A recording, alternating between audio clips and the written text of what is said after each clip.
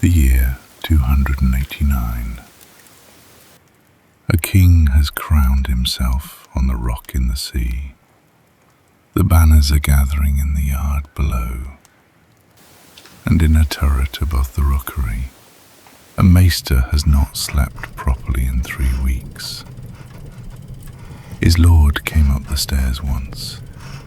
He asked one thing: "Don't tell me how to beat them. I know that. Tell me what happened after." So the maester has been reading Kings, Wars. A shore lined with spears, a castle whose towers melted, a name cut out of every book in the world. 32 victories, and not one of them ended anything. The host rides at dawn. By then, he has to have an answer before the fire is lit. If you keep coming back here for the quiet, subscribe, and the lantern stays lit for the next long night. And if there's a world you'd like a story from, tell me in the comments. I read all of them. If you listen with your eyes closed, and most of us do, every story is on Spotify as well. Same voice, no screen. Now, let the fire take care of the rest. The candle was new. Lewin could not remember lighting it. The turret was small, and that was a good thing. Winterfell's walls were thick, and hot water ran inside the stone, so that even in the coldest hour of the night, the wall of this room came warm to a man's palm. It was a thing that made Winterfell, no other castle in the north, warmed itself from the inside. The room was so small that he could reach everything from where he sat. The table in the middle, the hearth on his right beside the door, no higher than a man's knee, the window on his left, set deep into the wall, behind him the shelves, and at the foot of the shelves a cot. The fire was low, but it was alive. Now and then the log would settle and throw a spark, and then go quiet again. The table was not a table anymore. 12 books lay open on it, each one riding the edge of another. Strips of parchment pushed between the leaves. Some were turned face down. Some were held open by the spine of another book. The ink pot had been lost among them. Lewin had gone looking for it twice, and found it by accident twice. There was a bowl at the edge with something in it, left over from the evening, cold, untouched. And the candle ends. He had counted 9 of them last week. Then he had stopped counting.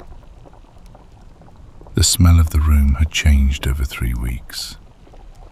Tallow burns heavy, and the smell of it settles into the wall. Under that was wood smoke, and under that the smell of the books themselves, old parchment, dried glue, and the sweet, dusty taste of leather bindings before they begin to go to mould. The ink sat on top of all of it, sharp and new. The bowl had no smell left at all. That told him how long it had been sitting there. At the edge of the table was a tube of bronze, a mereish farai, the kind of thing a ship's captain might own, or a maester. Lewin no longer remembered where it had come from. He used it for the stars. In 3 weeks he had not picked it up once, and the bronze had gone dull with dust. The The chain around his neck was heavy. It was always heavy. A maester earns it link by link and grows used to the weight. But late at night, when a man sits bent over a page, the chain hangs forward and pulls at the back of the neck. Every link was a different metal, and every metal meant a different thing. Lewin could tell them apart by hand. Even in the dark he knew which was which, because some stayed cold, and some warmed with the skin, and some pulled heavier than the rest. One of them never changed. That link did not warm, and it did not tarnish. It was the same tonight as it had been the day it was set there, 20 years ago. And Lewin knew why. Most maesters never even try for that one.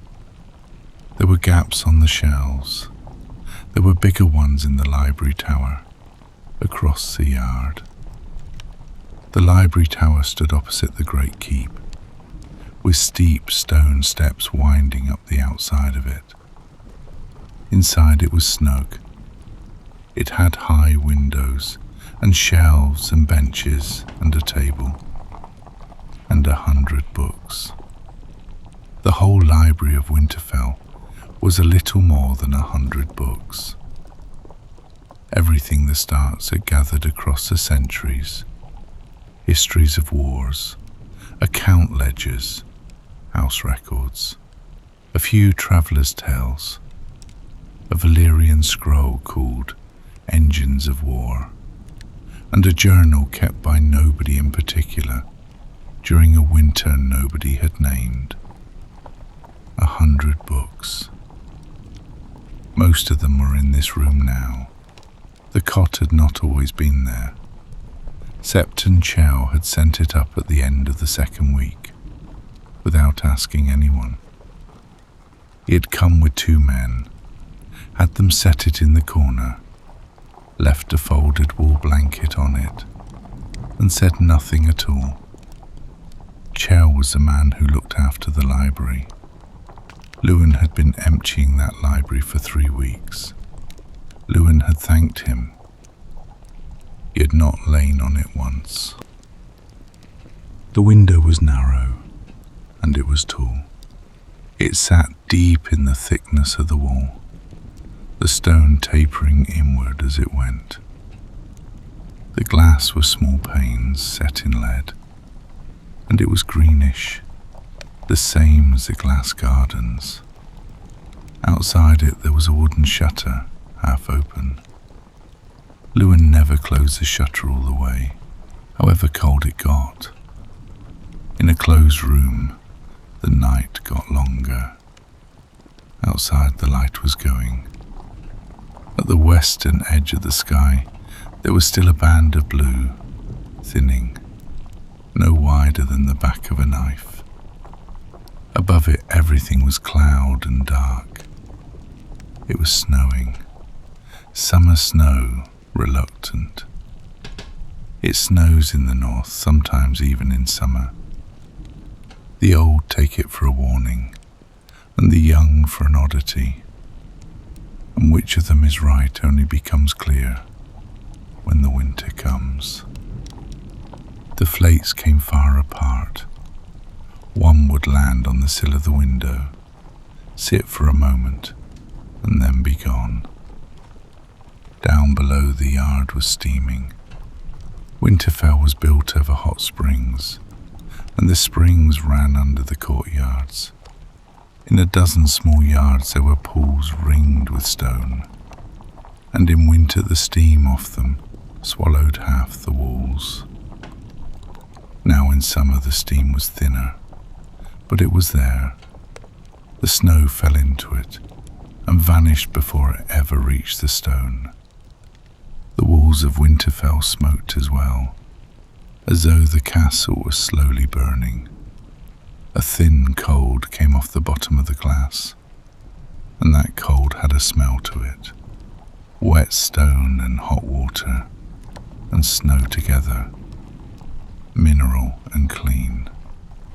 It was the smell of Winterfell itself, and Lewin had never met it anywhere else. He did not look long this evening. He put his eyes back down on the page. Something moved above the ceiling. The rookery sat directly over the turret. Between them there was only a floor of thick board, and that board let sound through.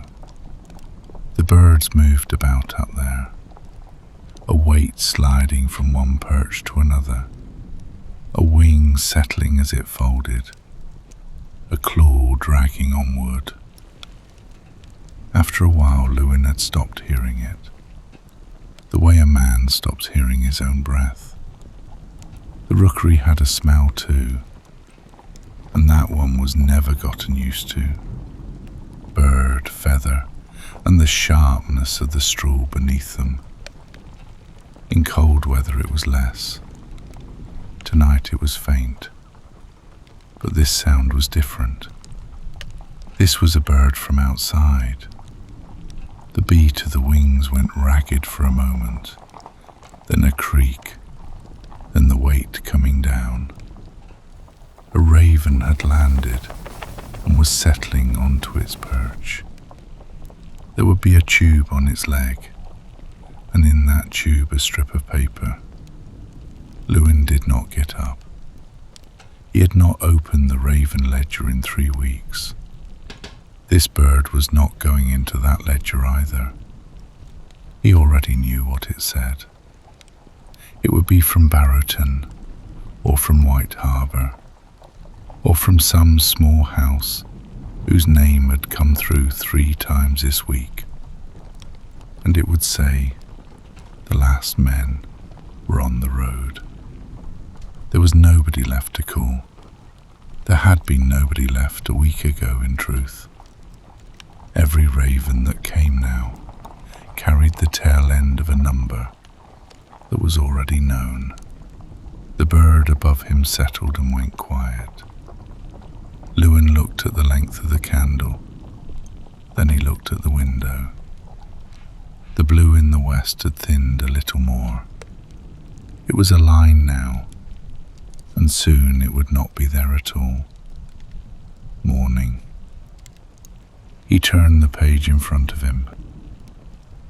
Ned Stark had come up to this room, once 3 weeks ago, on his own feet. Lords send word to their maesters. They send a boy or a guard, or they say 2 sentences at supper, and the maester understands the rest. They do not climb the stairs. The turret stair is narrow, and it turns, and it presses a man's shoulders from both sides. The Lord of Winterfell needs a reason to come up it. Lewin had expected bad news when he heard the footfalls, but the man in the doorway was carrying nothing. He was tired. He was not angry.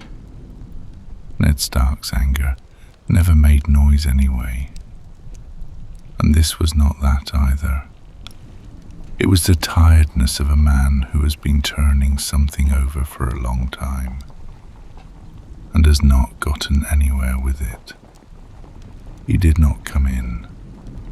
He stood on the threshold, put a hand against the doorframe, and looked at the room. He looked at the books. Then he looked at Lewin. What he said, Lewin thought about many times afterward, and every time he stopped in the same place. Balon Greyjoy had crowned himself. The Lannister fleet had burned at anchor at Lannisport. The king had called his banners, and the North would go. Ned told him none of it, because there was no need. All of it had come through this room by Raven, and Lewin had read all of it before Ned had. What Ned wanted was something else. "Don't tell me how to beat them," he said. "I know that." Then he said nothing for a while. He took his hand down off the frame. "Tell me what happened after." Lewin waited. "I'm going to stand in front of the beaten man," Ned said. "He may be on his knees. His sons may be standing with him. And I'm going to ask him for something." He was not looking at the room. He was looking at the window. "I can't decide what to ask for while I'm standing there. I need to know before I go." Then he left. The footfalls going down the stair were slower than the ones that had come up. Lewin did not sleep that night. The question had looked simple. The North was not fighting the Ironborn for the first time. The North had been fighting the Ironborn since before anyone was keeping records. The first written line opens in the middle of something that has already been going on for a long time. This was not a question about an enemy. This was a question about weather. In the first week, Lewin started in the wrong place. He drew up the battles, who fought whom, on which coast, how many ships, who won. He worked 3 nights and had a clean, well-kept list at the end of it. On the 4th night he looked at the list and saw that it was no use at all. Ned had not asked him about battles. Ned had asked him about after. In the 2nd week he began again, this time from the far end. He would find a victory and then open the years that came after it. How many years was the coast quiet? When did it burn again? Who was the man in between? And what did he do differently? For that, books were not enough. Histories write down victories. They do not write down how many years a coast was left alone. That has to be looked for somewhere else. Lewin went down into the account ledgers, into the tithe records, into the yearly returns of the tax taken from the coastal villages. And most of all, he looked at salt. Only shore, and all along the western coast of the north, men catch fish and salt the fish, and some part of what they salt goes to Winterfell. The numbers are written down every year. Whoever wrote them down, wrote them down. A steward, an apprentice, a maester. And while he was writing them, he never once thought he was telling anybody anything. Lewin saw the method work in the 3rd week, and the place where he saw it was a small village. It was called Halt's Cove, and it sat at the northern end of the stony shore. In a ledger from 140 years ago, on 3 lines, one after the other, it said this: 430, 72, nothing. The next year, nothing again. The year after that as well. In the 4th year after the raid, there was a number, and the number was 36, then 49, then 63. Slow, slow, slow. And 11 years later, it had come up to 210, and there it stopped. It never went back to 430. Lewin worked those 3 columns for a whole night, and what he understood at the end of it was this: 430 was how much work that village did. 72 was the raid year. They had caught fish that year, but they had not been able to salt it because the salting shed had burned. The empty years were the years when nobody was there, and 36 was the year somebody came back. How many came back? Who did not? who settled in another village and never looked at the sea again. The ledger did not say. Ledgers never say that. But the difference between 36 and 430 was sitting right there. And it was in no history at all. Lewin's hands were unsteady when he closed the ledger. And it was not the cold. Other things slipped in the meantime. He stopped keeping the daily records. He was not writing up the Raven ledger. Which bird had gone where? Which had come back? Which had not? All of it was in his head, and none of it was on paper.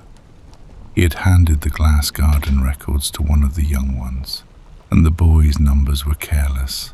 He could see it. He was not correcting it. Nobody had asked him to do this. Ned had asked a question. He would have accepted an answer of 1 page. He would have accepted 2 paragraphs. Something tidy and respectful and short. Beginning, "My lord, the history show." Lewin knew that. He had gone on carrying books. He pulled the book from the bottom of the stack. The cover had seen salt. The edges of the leaves were wavy, and the book did not close flush anymore. It was a copy that had come from a septon on Old Wick. There was a sept on Old Wick once, and a septon in it. Neither lasted long. King Horgan Hor had allowed the sept to be built. The priests of the drowned god could not stand it, and they rose. And when the rising was over, there was no sept and no septon. The king put the priest to the sword. How the book got out of there was not written down. The story of the Grey King was in this book, as the Ironborn tell it themselves. In the Age of Heroes, a king ruled the Iron Islands. His name is not known. It is not known because the Ironborn do not call him by a name. They call him only the Grey King, and they still do. He is said to have reigned for 1007 years, in the sea, and its name was Naga. The records say it was as big as a mountain, that its teeth were as long as swords, and that it lived beneath the water. The Grey King killed it, and he did not stop at killing it. He built himself a hall out of its bones. Naga's ribs became both the pillars and the beams of that hall, and its jawbone became his throne. In the margin of this copy there was a number, 44 ribs. It was in no other record. Lewin underlined it. 1007 years was not a number. 44 was a number. A man who counts one of them has actually counted something. All that still stands of that hall today is the bones. The roof is gone. The throne is gone. The fire is gone. The ribs remain. In that age there was no fire in the world. The Grey King took fire from the storm god. How he took it changes with the telling. In some he stole it. In others he provoked it. The most common version is this. The Grey King angered the storm god so badly that the god sent down lightning and struck a tree, and the tree burned. And that is how men learned fire. He married a mermaid. He had 100 sons.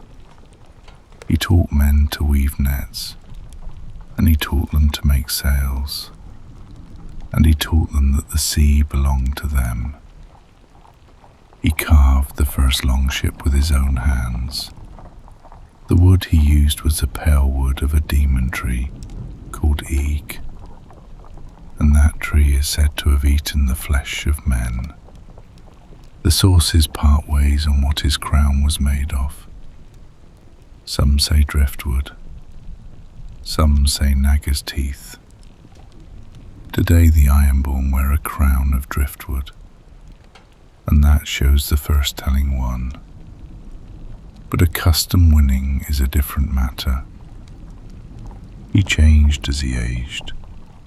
First his hair, then his beard, then his eyes, and at last his skin. All of it took the colour of the winter sea. When he died, he was a grey man, and that is why his name was the Grey King. And the record says one thing about how he went, that Lewin read tonight as though for the first time. He was not killed. He did not die in his bed. At the end of 1007 years, very old, he took the driftwood crown off his head and walked into the sea. He was never seen again. Lewin stayed on that line a while. Then he went on, because what came after was more crowded. After he died, his 100 sons went at one another. The records do not say how long that fighting lasted, and they say that 16 of them came out of it alive. Those 16 divided the islands between them and founded the great houses of the Iron Islands.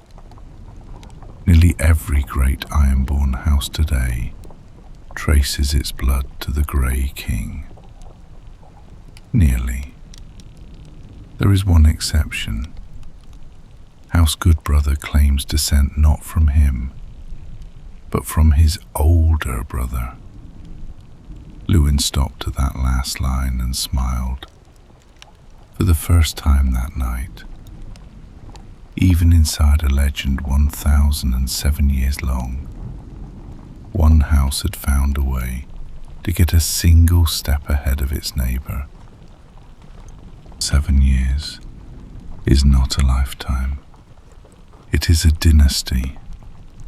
Most likely many kings gathered under a single name, because oral telling has trouble carrying names, and in time loads them all onto one man.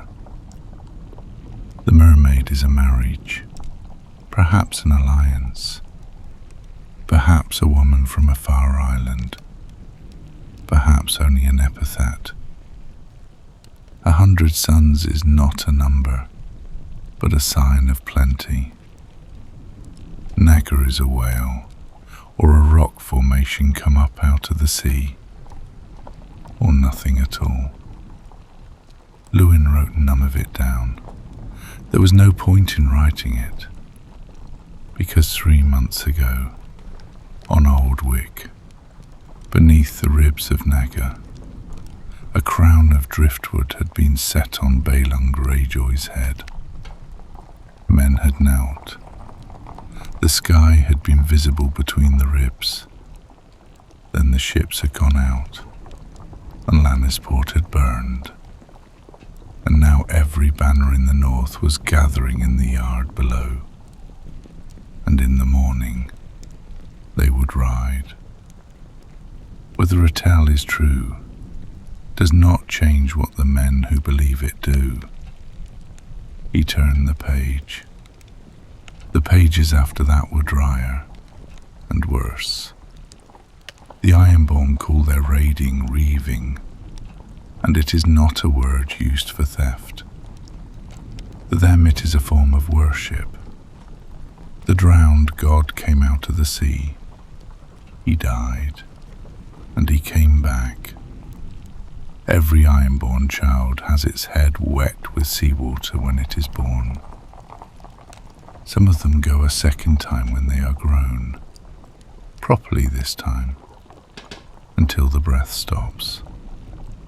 and then they are pressed on the chest and brought back. Not everyone comes back. There is a saying for the ones who do not, and that saying does not count death as a loss. What is dead may never die. A man must take what he values in life at the iron price. That is, with his own hand, with a sword, an axe, his own blood. If a sword was bought, it is nothing. If it was taken off the man you killed, it is a sword. What is taken at the gold price is women's work, and they say so with contempt. The people they take they call thralls, not slaves, because in their own telling they have no slaves. The women they take they call salt wives. The woman a man marries from his own islands is a rock wife, and her son comes first in the inheritance. A man who ploughs a field is to them not entirely a man. Lewin noticed something while he was reading it, and it made him uneasy. The North was a hard place too. The North carried swords too. A Northman applies the law with his own hand, gives the punishment with his own hand. The man who passes the sentence swings the sword. That was what the Starks had been repeating for thousands of years. A stranger setting the North and the Iron Islands side by side might not see the difference. Lewin took up the pen and held it a while.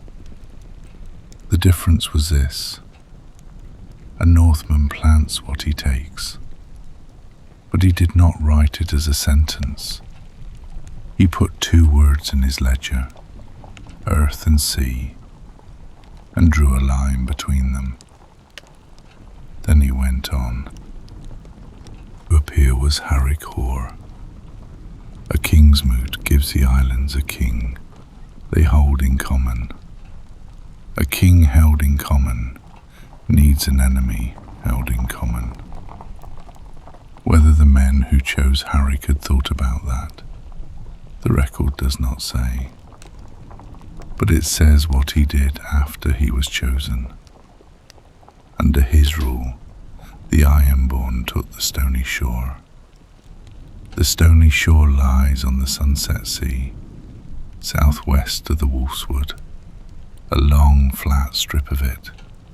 It has no sand, it has pebbles, worn smooth from rolling in the water, and all of them are some shade of grey, pale grey, dark grey, bluish grey, and after a storm, almost black.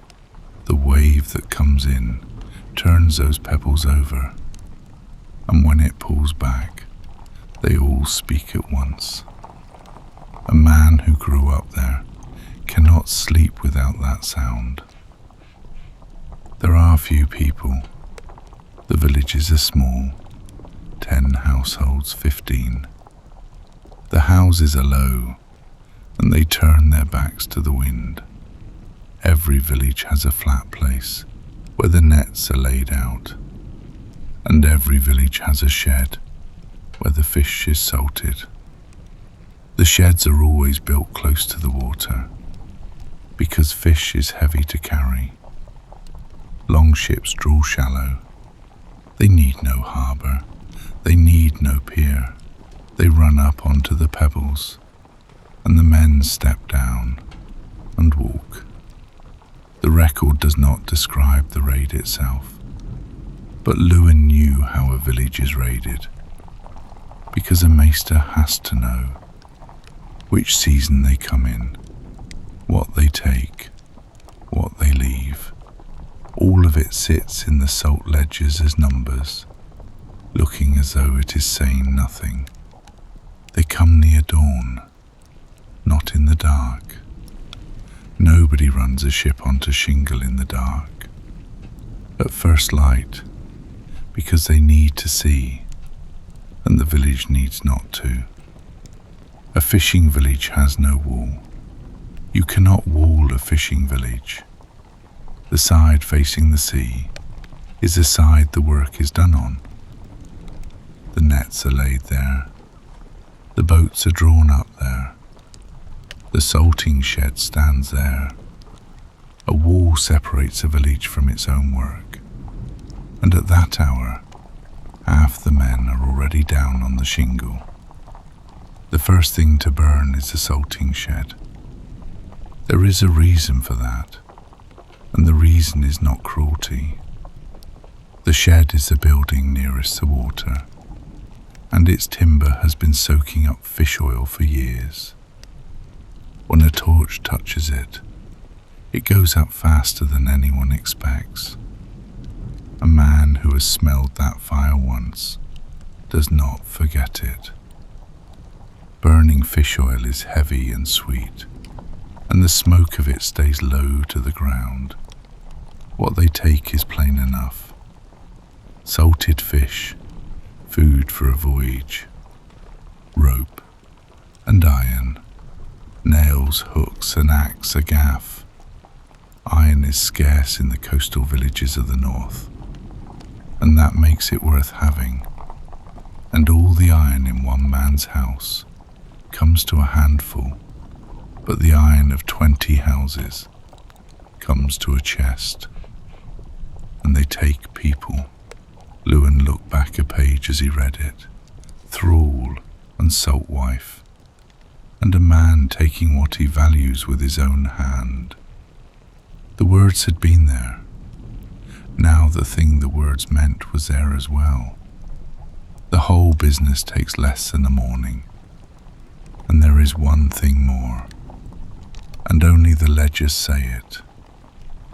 A village that is raided does not disappear from the records. 3 years later it comes back. Same name, smaller number.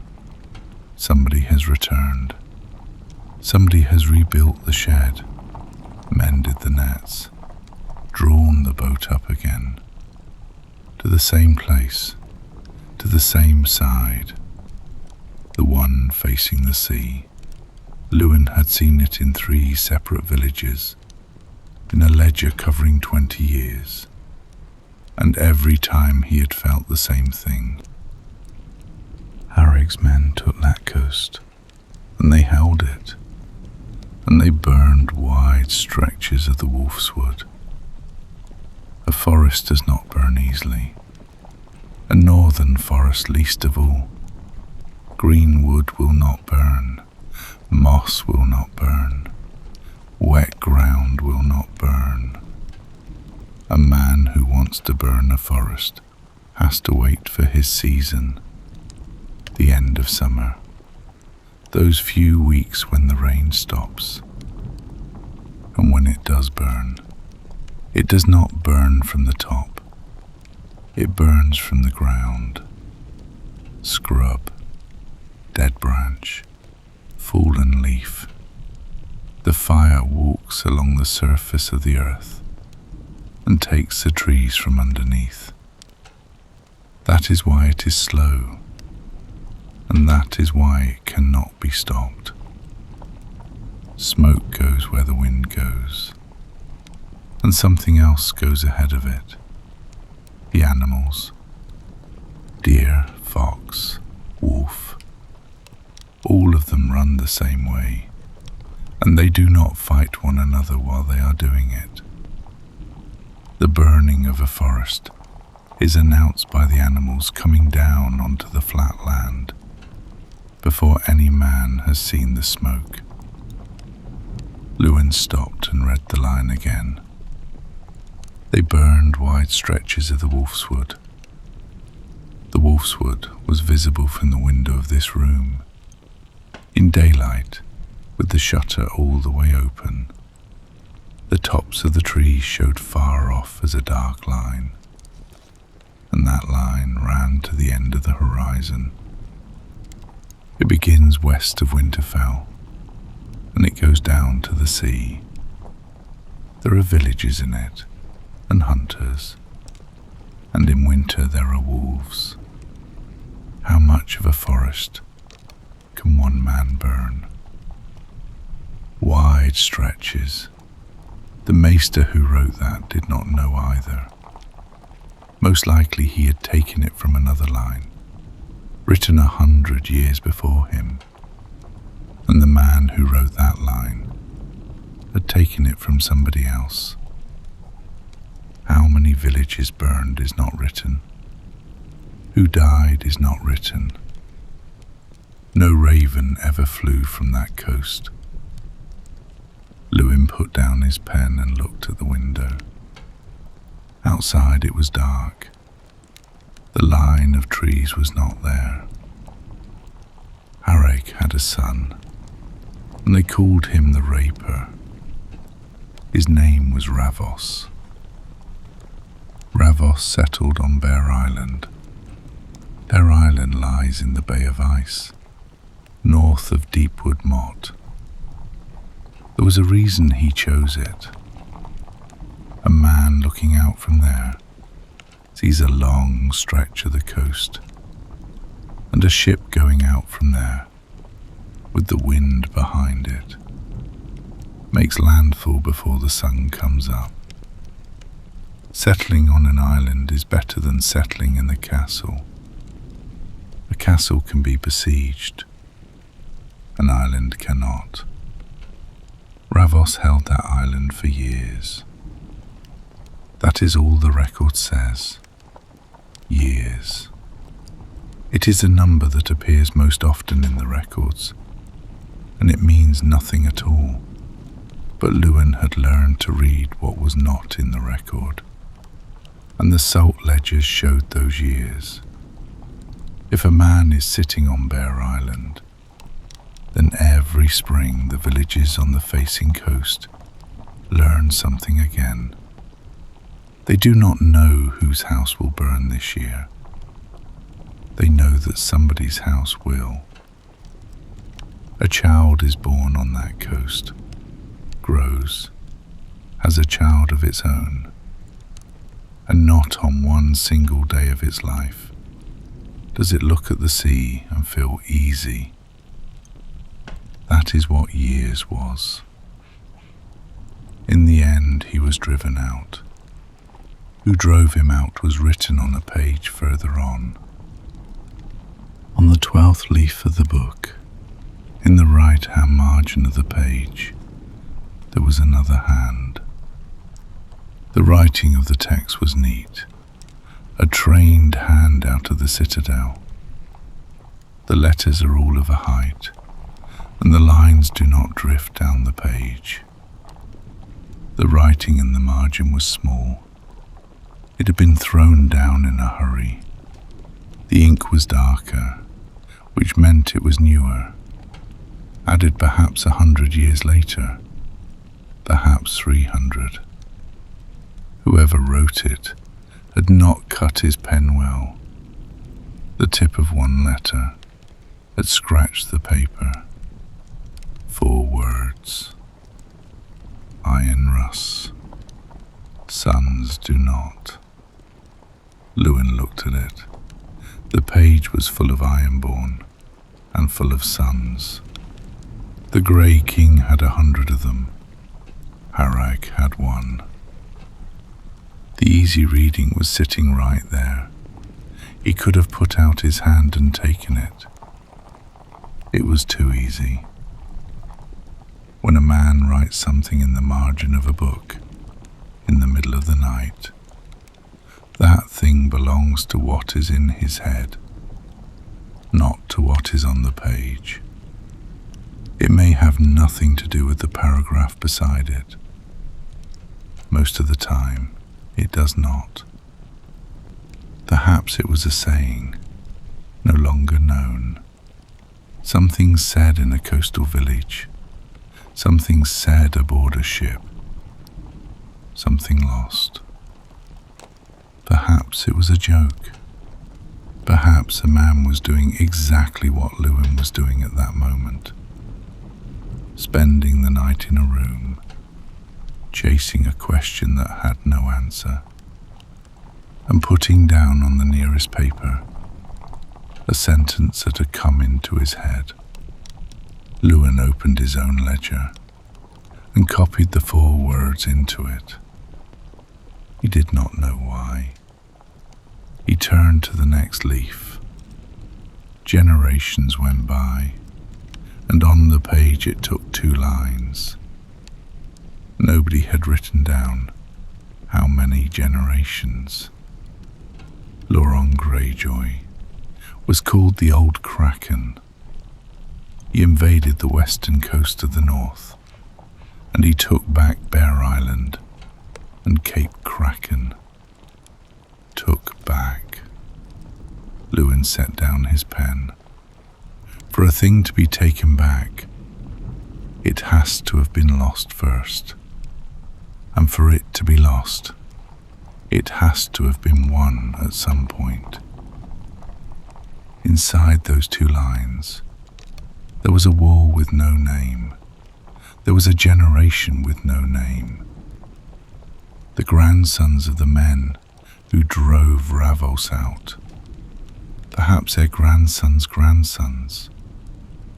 And in their own lifetimes, they had believed the business was finished. There was a great deal of nameless dead. And 2 lines later, the island was in Ironborn hands again. Lewin looked at his notes. He had 3 names under his hand now. Harag, Ravos, Loron. All 3 had come to the same coast, and the 3rd had taken back the island. The 2nd had taken. The end of all 3 of them was written somewhere in this book. Lewin had not gotten there yet. An enemy does not behave like this. A log fell in the hearth and threw up a spark.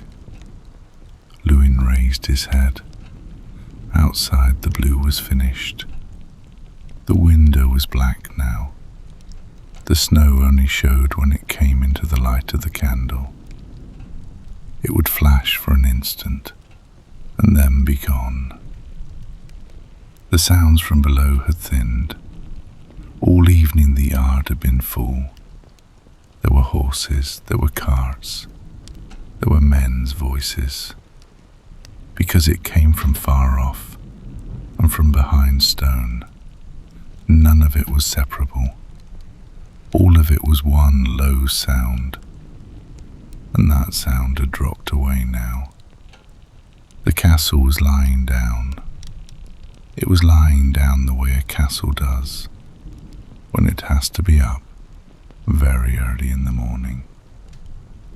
Lewin looked at the candle. It had burned down a finger since he lit it in the evening. His back ached, and he only noticed it now. A man sits the same way for hours, and his body forgives him for a while. Then it stops forgiving him. He turned one shoulder once. The chain slid across his chest and settled again. Then he looked down at the ledger in front of him. 3 names, a list of salt, 2 words with a line between them, and 4 words carried over from the margin of a book. And underneath all of it, the one sentence he had written tonight. We drove them out every time. He picked up the pen. He went down 1 line. He wrote the 2nd sentence. Every time they came back. He looked at the 2 sentences. There was something between them. Lewin could not see yet what it was, but he knew it was there, the way a man who walks into the edge of a table in the dark knows the table without seeing it. He could see the edge of a shape, not the shape. Above him a bird stirred, settled, went quiet. The tube on its leg was still unopened. Lewin reached out and pulled over the next book. The castle went quiet. There is a moment when that happens, and Lewin knew it. The noise from the yard thins first, then breaks into pieces.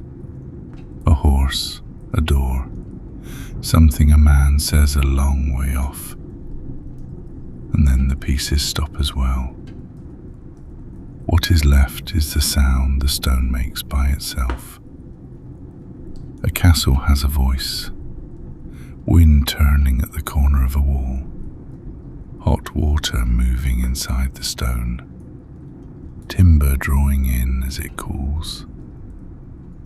In the daytime you never hear it. Now he could. The room had gotten smaller as well. The candle was half gone, and the flame had dropped. And when a flame drops, the circle of light narrows with it. The tabletop was still bright. Nothing past it was. The shelves had gone down into the dark, and Lewin no longer knew where a book stood by looking at it. He knew by remembering. The flame in the hearth had died. The coals were left. Coals are hotter than flame and give less light. The room went on warming and stopped showing itself. Even the smell of the room had changed. The smoke of the fire was gone, and the heavy, dry smell of embers had come in behind it. Lewin reached for the pile at the right-hand end of the table. That pile did not say what the Ironborn had done. That pile said what the North had done. They called him the Hungry Wolf. His name was Theon Stark, and he had ruled at Winterfell as king in the North, somewhere near the end of the Age of Heroes. How many years he ruled is written more than one way. When he was born is written nowhere. On where the name came from, the sources agree, and that is rare. He was not hungry. He was never filled. When a king wins a war, he stops. His host is tired. His men want to go home. The harvest is coming, and the thing he has won begins to need keeping. Kings know this. Kingdoms are built on it. Theon Stark did not stop. Lewin could see the track of it in the records, and the track was not in the wars. It was in the distance between them. A king goes unseen for 2 years after a war, or 3. He lets his host go, waits on the harvest, feeds his men, and then calls them back. In the Hungry Wolf's records, those gaps are not there. The year one campaign ends, the next one is named. A maester knows what that means. Those men did not go home. The farmers of the North spent a season on a ship instead of in a field, and somebody paid for that. The record does not write it down, but it was paid. This is not a habit men love. There are few lines in the chronicles that praise him. There are a great many that describe him. Lewin took up his pen and put a small mark in the margin of the page. This was the man he had been looking for. The Andals were coming. They came across the narrow sea, a few at first and then in waves, and everywhere they came, they threw down the kingdoms of the first men. The Vale fell, the Riverlands fell, the west fell. Every crown in the south of the Seven Kingdoms changed hands inside a few centuries, and the new men wearing those crowns prayed to the seven and not to the heart trees. The North did not fall. That was not because Northmen fought better. It was the neck. The neck is a belt of bog that cuts the north off from the south, and on a map it looks thin. On the ground it is not thin. It is 100 leagues of reed and water, with one dry road running through it. And Moat Cailin stands on that road. Moat Cailin is a ruin now. 3 towers of 20 are still standing, and the rest have gone down into the bog. But the ruin still holds the road, because holding that road does not take a castle. The thing that holds the road is the bog. An army has to use that road. Lewin had read what happens when one leaves it, and it was the same every time.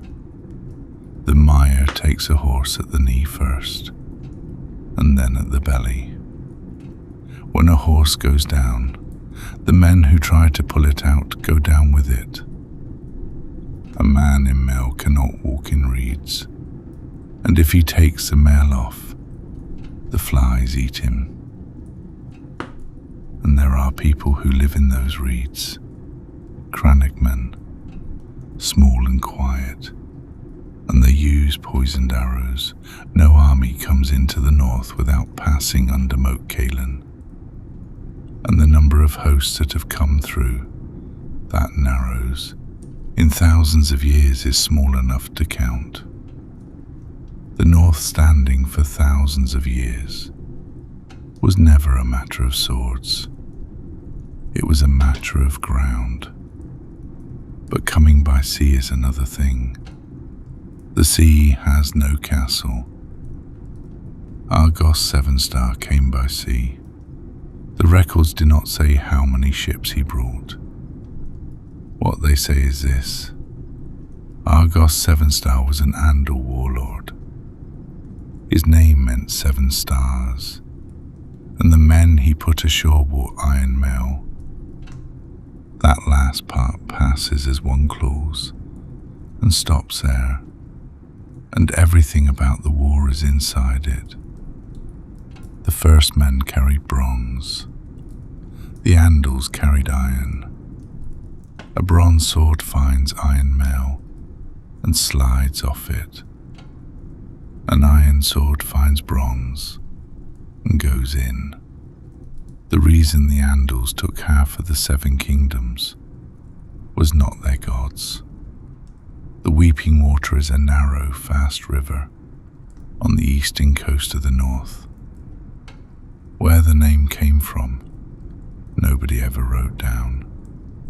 When Lewin brought the map up in his head, he saw something, and the thing he saw explained the whole battle. Argos 7-star had landed on the eastern coast. That was not a choice. It was a necessity. The Andals could not come into the north by land. The neck was shut, and so they had to take ship. But an army that comes by sea has 2 weaknesses, and both of them come from the same place. The men you can bring are the men your ships will hold, and the moment you land, there is nothing behind you. A king wants to meet a landing army at the water, while it is still unformed, before it has marched, with its feet still wet. The hungry wolf did not meet them. He let them come. The record does not put that down as a design. It puts down only that the battle was at the Weeping Water, and the Weeping Water is inland. But a man looking at a map sees the rest himself. Argos landed and moved, and the further he moved, the the further he went from his ships. Every league he walked made the way back longer. By the time he reached the weeping water, there was no army behind him. There was a road behind him, and the people who lived on the ground the Andals had walked across knew that road. His men gathered on one bank. On the other bank, the hungry wolf was waiting, and the men of the dread fort were with him. The man who brought them was called Rhogar, and they called him the Huntsman, and he was the last Red King of the Boltons. Luwin stopped on that line. A few pages on, he would come back to that house, and the coming back would not be a pleasant thing.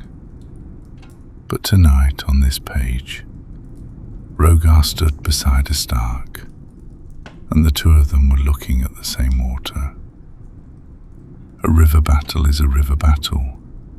The side that has to cross the water loses. A man in the water cannot keep his shield up. His foot slips on stone. He cannot see the man beside him, and the man on the far bank waits for him standing dry. Argos Sevenstar had to cross, because waiting did him no good. If he waited, hunger came. If he turned back, he had to walk all the way to the ships, and nobody on that road would give him bread. He crossed. How the fighting went takes two lines, and both of them say the same thing. The Andals broke. But underneath those two lines, Luwin found one more, and that one drew the end of the battle. When Argos Sevenstar was killed, he was not running. He was in front of his own men, with his back to the water, still on his feet, which means he had gotten across, which means he had made the crossing and stood on the far bank, wet to the knee, with his own men around him, and died there. The man of the 7 stars died under his own sign. Why the maester who wrote that put the sentence in, Luwin did not know. Perhaps to honour him, perhaps the opposite, because what came after was written on the same page. Theon Stark did not stop. The victory was won. The Andals were broken. The warlord was dead. The coast was clear. A king turns around here. He buries his dead. He lets his men go. And he starts keeping what he has won. The hungry wolf gathered his ships. How many ships? How many men aboard? What the sea was doing? None of it is written, only that he crossed. The narrow sea is not an easy water, even in the good season, and the north has never been known for its sailors. The north is known for its wood and its swords and its snow, not its sea. He went. He went to the place the Andals had come from.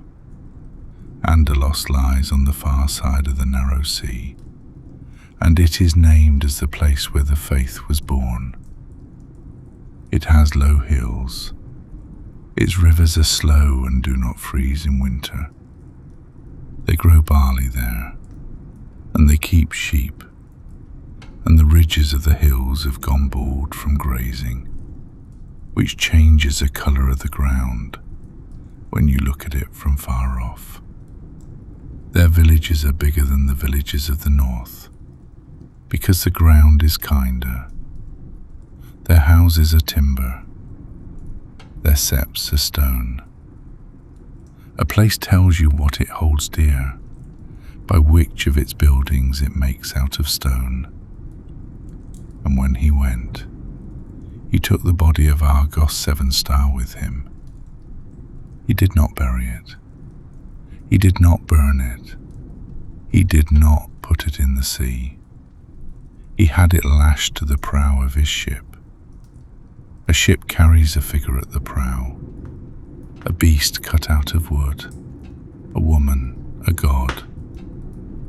The ship comes to look like it. The ship is named for it, and it is the first thing out of the wave. One morning the people on the coast of Andalos saw sails on the skyline. A sail at distance is a white notch, and for a while it does not grow. Then all at once it grows.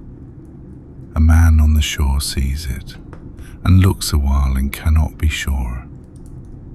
And by the time he is sure, he is already late. The sea hides distance between the moment a ship comes into view and the moment it grounds. There is not much road a man can run. They came in, and as they came in, the people began to make out the thing standing at the prow of the lead ship. Their own warlord. How many days before that they had seen him off, we do not know. How many of them stood on that shore, we do not know either. The record writes only that the ships grounded and the men came down. He burned close to 20 villages. That is not one day's work. Burning a village takes time. The people in it run to the field, to the wood, to the stream, and going after them takes longer than the burning does. The man doing the burning gets tired as well, carrying fire, breaking doors, running. All of it is work. 20 villages means weeks. For weeks along that coast, there were people who did not know where the smoke would come up next. And those people did one more thing, because everybody does it. When they ran, they took something with them. A pot, a blanket, a child. 3 days later they understood they had taken the wrong thing. He killed hundreds. He took 3 tower houses and 1 fortified sept. A tower house was where the small lords of Andalos lived. Not a castle, a tower with thick walls, animals on the bottom floor, people in the middle, a narrow slit at the top. It keeps 20 men safe from bandits. Against an army, it keeps them safe for as many hours as the door holds. The sept was fortified. Lewin stopped on that word. To fortify a sept means you have lost one already. Somebody had put a wall around that sept, made the door heavier, made the windows narrower, maybe dug a well inside it.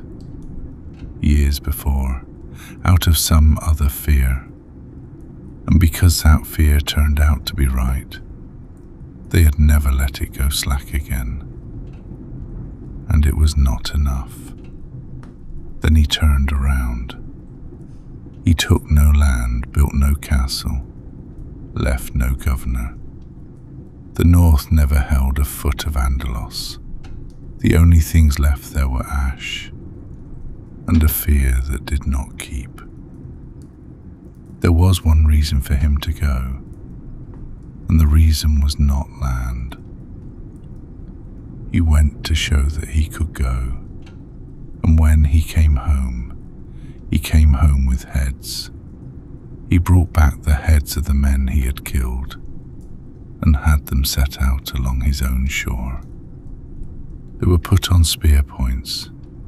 The spears were driven into the sand and the shingle, an arm's length between them, facing the sea, all along the coast. many there were, the record does not say. How much of the shore they covered, it does not say either.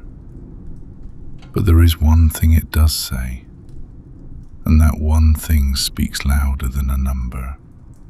A ship coming toward the north would see them before it saw the land, before the trees, before the rock, before smoke and roofs, and any sign of a living man. For a man coming to the north by sea, that was the first sight of the north. Lewin looked at the page and for a while did not read. Why he did it was not hard to understand. You can build a wall, and a wall stops an army. But a coast is long, and you cannot wall a coast. Theon Stark was telling the man on the other shore one thing. There is a price for coming here, and you will see what the price is before your foot touches the ground. Then something came into Lewin's head, and it troubled him. How long did it last? How many years nobody came near that coast? The record did not write. But Lewin knew how long a head lasts. A head on a spear point is known for the first month. In the second month, it is not. The birds take the eyes first. Summer comes, and summer takes the rest of it. If winter comes, it lasts longer, but the salt eats it either way. And on the sea coast, the salt is everywhere. It is in the air. After a year, there is bone. After 5 years, the spear stands empty. And one day the wind puts a spear over, and nobody sets it up again, because the man who had them set up is long dead, and his son is busy with other things. And then a child who looks out at that coast grows up, and that child never saw the spears at all. No raven ever flew from that coast. Nobody thought it worth writing down when the spears went over. That was not all the hungry wolf did. He conquered the 3 sisters. He landed men on the fingers. He put down a rising in the rills. He went to the wall and helped the Night's Watch against the wildlings. How many times he went is not written, only that he went. And he came back to the west coast. He drove the Ironborn off Bear Island. He drove them off Cape Kraken. And he killed Ravos, the raper, Harag's son, the man who poisoned the spring on that coast for years. Lewin drew his ledger toward him. At the start of the night he had written 3 names: Harag, Ravos, Loron. He had just found the end of the second one. Who drove them out, he had written, is written on the page further on. This was the page. This was the man. One man had done all of it. One man had broken the Andals, crossed the narrow sea, burned the far shore, lined his own shore with heads, taken 3 islands, put down a rising, gone to the wall, and cleared the Ironborn out of the west of the north. A lifetime. About as much as a king can do in any record. Lewin turned the page and made ready to read what came next. And what came next was 2 leaves later. Harag's own end, the record did not write. It wrote only that his raiding was broken. The day a man dies matters less than the day he stops burning your coast. But it wrote his grandson's name. His name was Eric, and they called him the Eagle, which meant that the man who came back to the coast the hungry wolf had cleared was the grandson of the man who took that coast in the first place, and the son of the man Theon Stark killed. Lewin pulled the book a little closer and read the line again, because the first time he thought he had made a mistake. There was no mistake. A grandfather had taken it. A Stark had driven them out, and that Stark was a man who gave his life to this work, who crossed a sea, who set out heads. And the grandson came back. How many years there were between them, the record did not give. But the distance between a grandfather and a grandson is a known thing. 50 years, 60, 65 if a man live long. As much as one man can remember. So a man living on the coast of the north might have seen the Ironborn driven out when he was young, and seen them come back when he was old, both inside the same life. Lewin took up the pen and wrote, "The Hungry Wolf." He drew a line beside it. For a moment he thought about what to put at the other end of the line. Then he wrote, 2 generations. He looked at it. A man's whole life had held for 2 generations. Something settled in the hearth. Lewin did not look up. The next pile was the Dreadfort. The Boltons had been kings once. That is one of the things known in the north, and not said out loud. People think Winterfell has been the only crown in the north for thousands of years, and it was not so.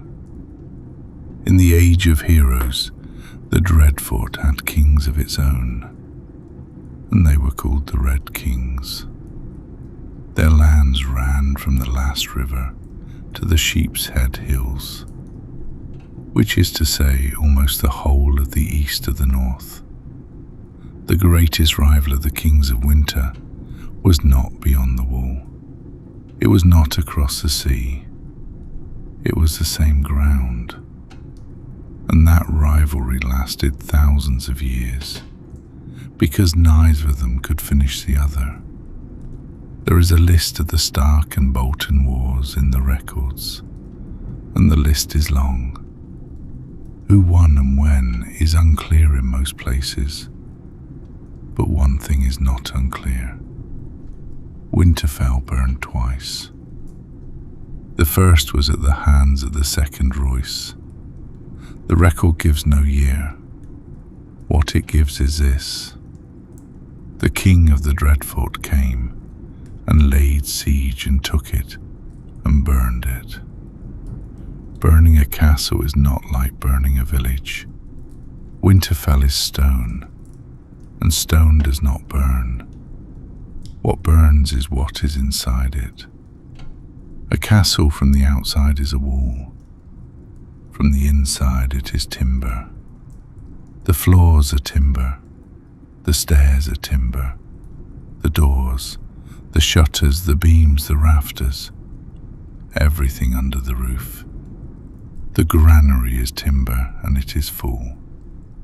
The stable is timber, and it is full. The stable is timber, and it is full of straw. Fire starts inside and does not work its way out. The walls stand, the inside ends. The granary goes first, because it takes fastest, and because the man running the siege looks there first anyway. Then the stable. The sound that comes out of a stable is the most remembered sound of a fire. No record writes it down, but every record has a gap in it, and the gap is always in the same place. Then the roofs. A roof coming down does not shake the wall, but it comes down on everything standing underneath it. And all that night, while that work went on, the walls of Winterfell went on steaming, because the water was still running. The hot water inside the stone tells a man standing outside that the castle is warm, and it was telling him so that night as well, in the light of the fire, inside its own steam. The castle was burning and heating itself at the same time. Then the second Royce went away, and Winterfell was built back up. Who built it is not written, and in between there was one more king, the third Royce, and he did not burn it. Lewin stopped on that gap. A generation, maybe two. A man sat at the Dreadfort. His name went into the record, and he did not march on Winterfell. Why he did not march, nobody wrote. Perhaps he had not the strength. Perhaps he had some other trouble. Perhaps he did not think his father had been right. The record writes only the burning. Nobody writes the years that did not burn, and how many years a coast, a castle, a house is left in peace, was exactly what Ned had asked. Lewin put a small note in his ledger, and he would understand the note later. The years that do not burn are a record too. Then the fourth Royce came and did the same work, the same castle, the same night, and there is a thing between them that the record never writes.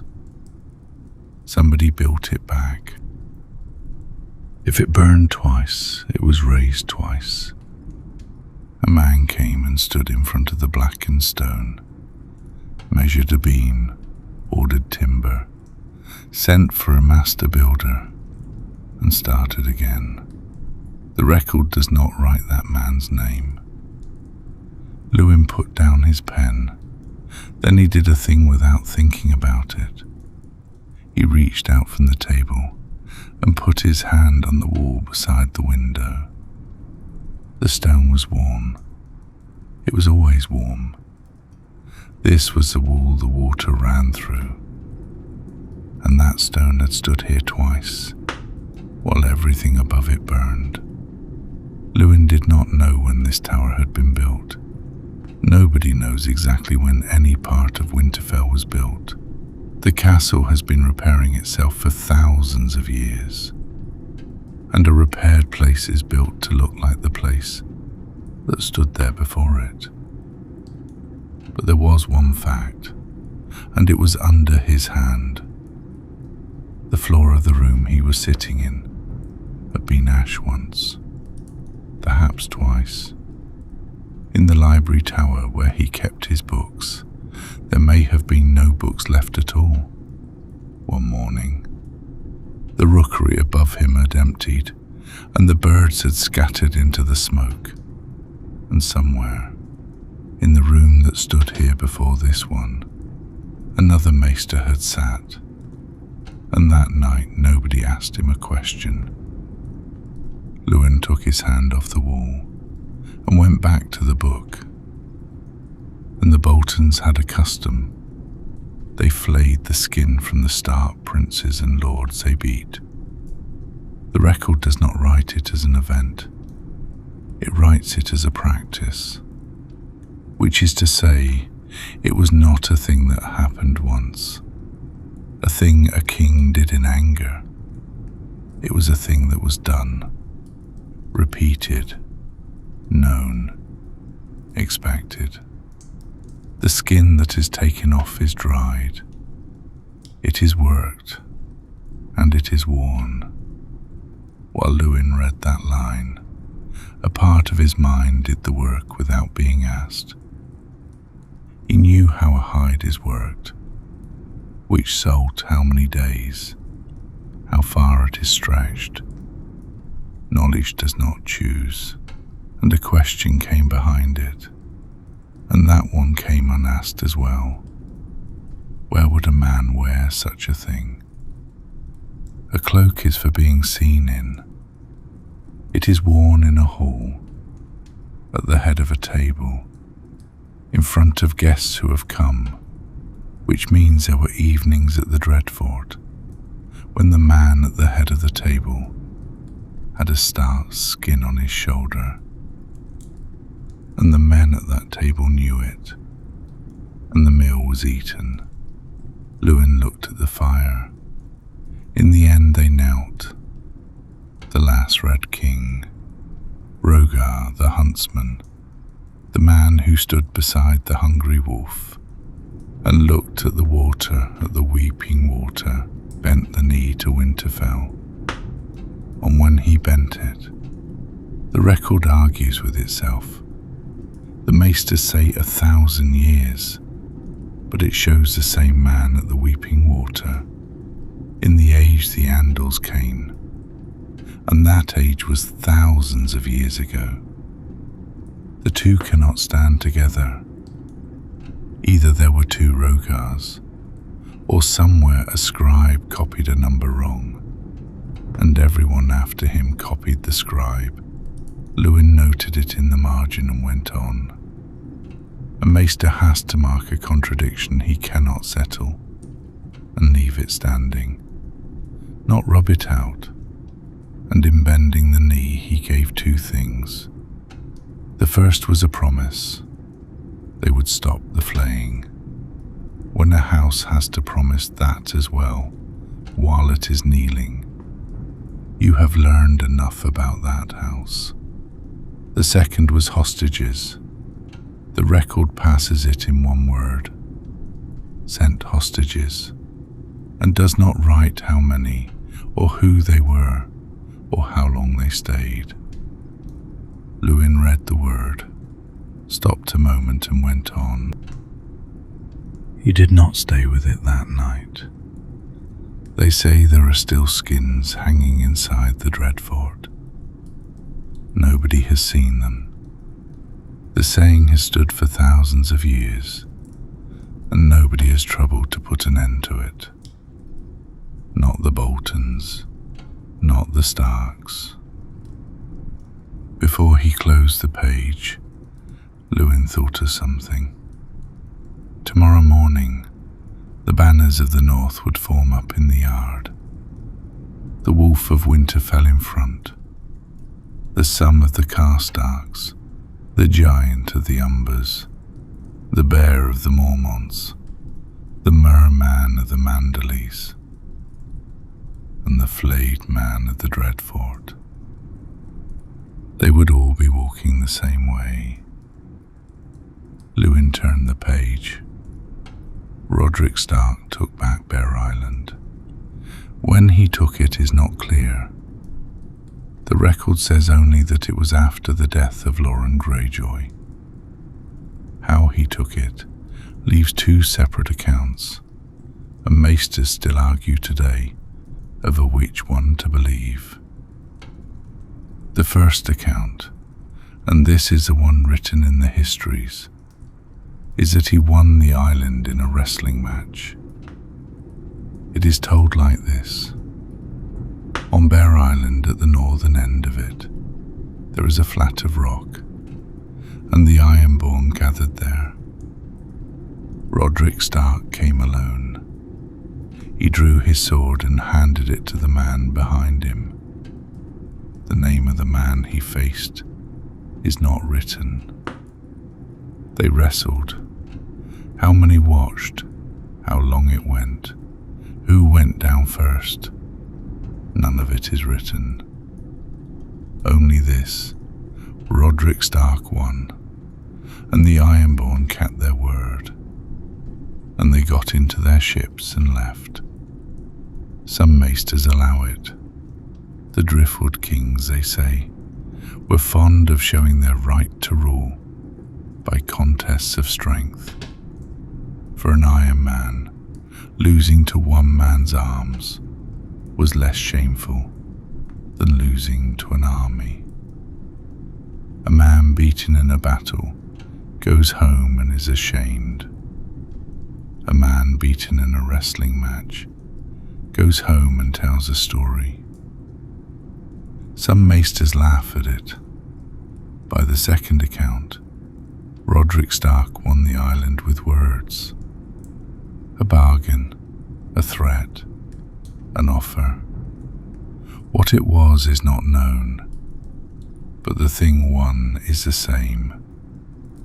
By that account, the wrestling was invented afterwards, because a man winning an island with his arms is a better story than a man winning an island at a table. And in time, the better story eats the other one. There is no way to know which is true, and there probably never will be. Lewin wrote them both, side by side. He put no judgment between them. That is a maester's work, to leave what you know as you know it, and what you do not know as you do not know it. If you decide in a reader's place, you have not given him an answer. You have taken away a witness. But there was a third sentence on that page, and Lewin read it twice. And he gave the island to House Mormont. That was all. The record did not write it as an outcome. It wrote it as a detail, in the shadow of the wrestling, almost as an apology. Lewin took the pen and wrote, Roderick Stark. He drew a line beside it, then he went back to the records to fill in the other end of the line. What he was looking for was simple. The name of the man who lost the island next. He went through this book first, then the one beside it, then the house lists at the far end of the table, then the salt ledgers, then the account of the tax taken out of the Bay of Ice. He did not find it. That island was never lost again. The Mormonts were still there. Tomorrow morning, the bear banner would be flying in the yard, and the men carrying it came down from the men Roderick Stark gave the island to. Thousands of years. The same rock, the same house, the same sea, and not burned once more. Lewin wrote at the end of the line. Still, he looked at his ledger. The hungry wolf. 2 generations. Roderick Stark. Still, 2 lines. What was the difference between them? One had won. So had the other. One had won with his own hand, with his host, by crossing a sea, by setting out heads. The other in a wrestling match, or at a table, or nobody quite knows. But the difference was not there. One kept what he won. The other gave it away. Lewin put the pen down on the table, and for a while did not move. Then he went back to the first pages of his ledger, to 4 words he had carried across from the margin of a book at the start of the night. Iron rusts, suns do not. He looked at it a long time. He still did not know what it meant. What suns had to do with any of this, he could not see. There were no suns here. There was an island, and there was a house. But tonight, for the first time, those 4 words were saying something to him, that letting a thing out of your hand might be stronger than holding on to it. A log gave way in the hearth, and the sound came out bigger than the room expected. Lewin stood up. It was the first time he had stood since the night began, and he only noticed that once he was on his feet. His knees were stiff. His back had taken the shape he had been sitting in, and as he straightened, the chain dropped forward on his chest. He went to the hearth. He took the tongs, gathered the coals, and put on the last log left at the side. The embers held off a moment, then licked at the underside of it. He waited for it to warm. He had not known the room had gone that cold. The cold had come down with him, and he had gotten smaller along with it. Standing felt good. Then it stopped feeling good.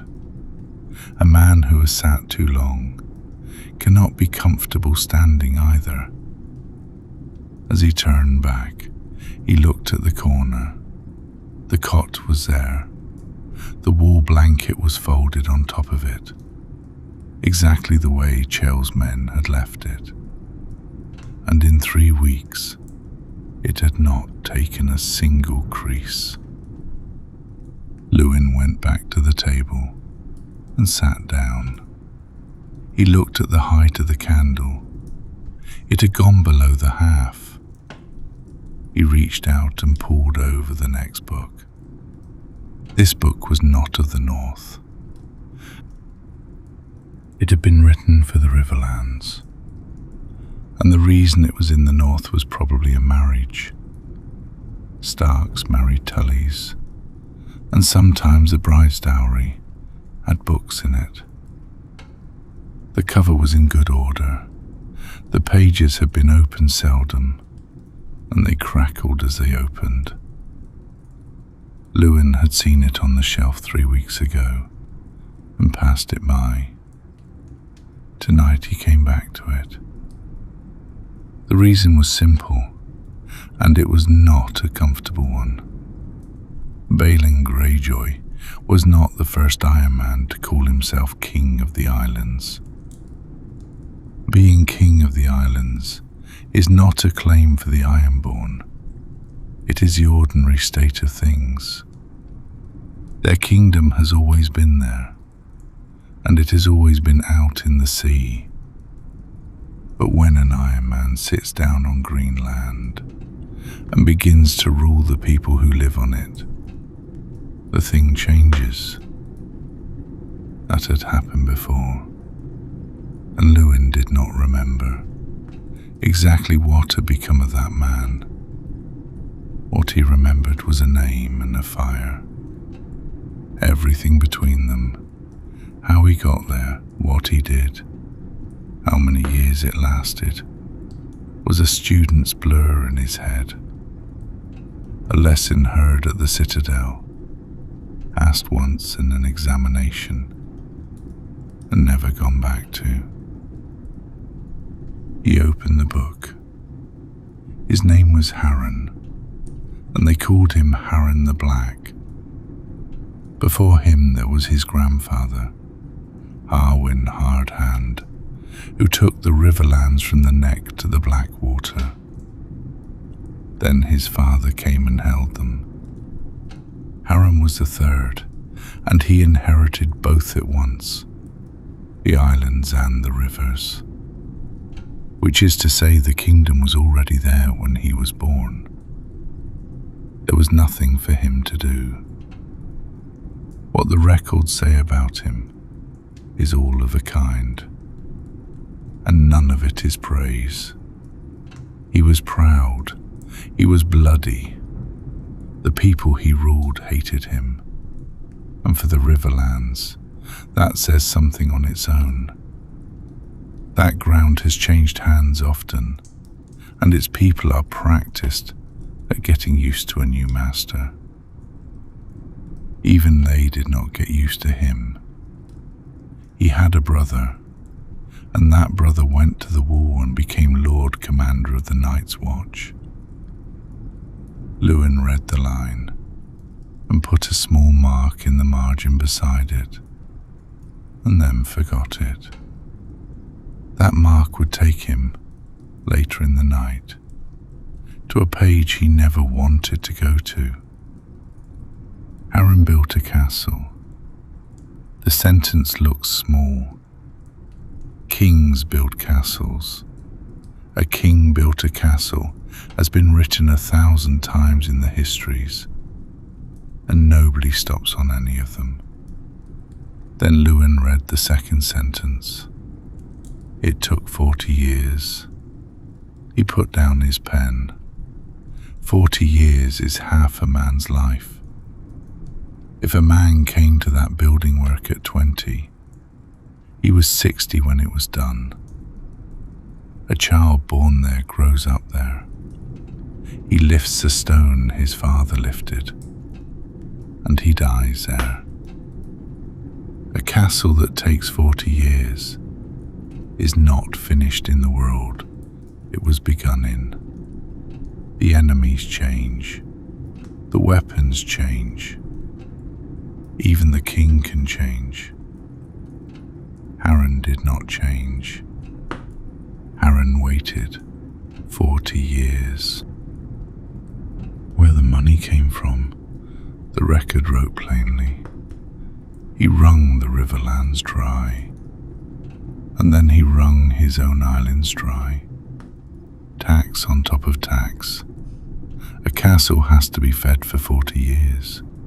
The quarry, the timber, the iron, the lime, and every day, food. Most of the workers were slaves.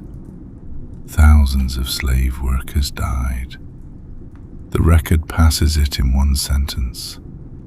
Lewin knew the work behind that sentence, because a maester is also taught how many men die at which job on a building site. They die at the quarry. A block slides and takes the man under it. If the stone is big, nobody lifts it off. They leave in there, and the block goes where it was going. They die on the ropes, when a weight is being hauled up and a knot lets go. And most of all, they die high up, because the higher a tower rises, the further there is to fall. And for 40 years, somebody climbed to that height every day. And they die in winter. Wet stone freezes. A man who is not working cannot get warm, and a slave has nowhere to get warm. Thousands. Lewin looked at the page and saw one more thing, and this was the worst of them. Weirwood was cut for the beams in the rafters. Lewin stayed a long time on that line. Cutting a weirwood is not easy work. The wood is hard, and it dulls an axe. The man cutting has to stop often and put an edge back on it. And when it is cut, what runs out of it does not behave like sap. It is red, and it is dark, and it runs slowly. It gets on the hands of the man doing the cutting. Soap does not take it off. In the north, it is hard to get a man to do that, whatever wage you offer. Most of them refuse. In the Riverlands, there were few left who kept the old gods. That is true. The Andals had come. The groves had been burned. The faces cut out. But a tree does not know who prays to it, and it goes on growing after the belief is gone. A weirwood would live 3,000 years, which means the trees that were made into the ceiling of Harren's hall were standing there before the Andals came, perhaps before the Grey King, perhaps before men put a crop in that ground at all. They were cut for a ceiling that would be finished in 40 years. Lewin put a hand to his forehead and held it there a while. Then he picked up the pen and went on reading, because that was his work. The measurements came. Harrenhal covers 3 times the ground of Winterfell. This was not a thing Lewin had to imagine. He was inside Winterfell. He knew its walls. He knew its yards. He knew how long it takes to walk from one end of it to the other. He walked it every day, 3 times. Its great hall is the largest room in Westeros. It is larger than the throne room of the Red Keep. It has 5 towers, and every one of them has a name.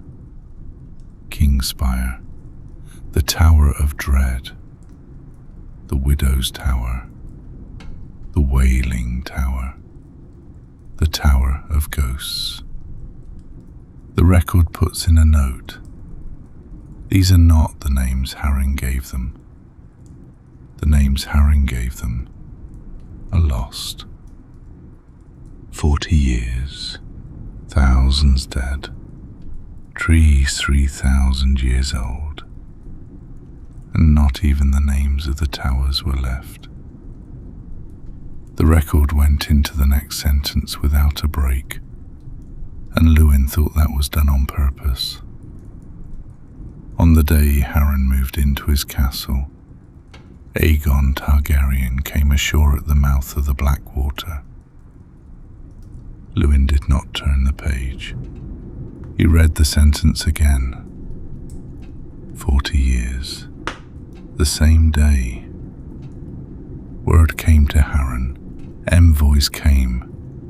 What was offered to him was plain. Bend the knee. Keep your castle.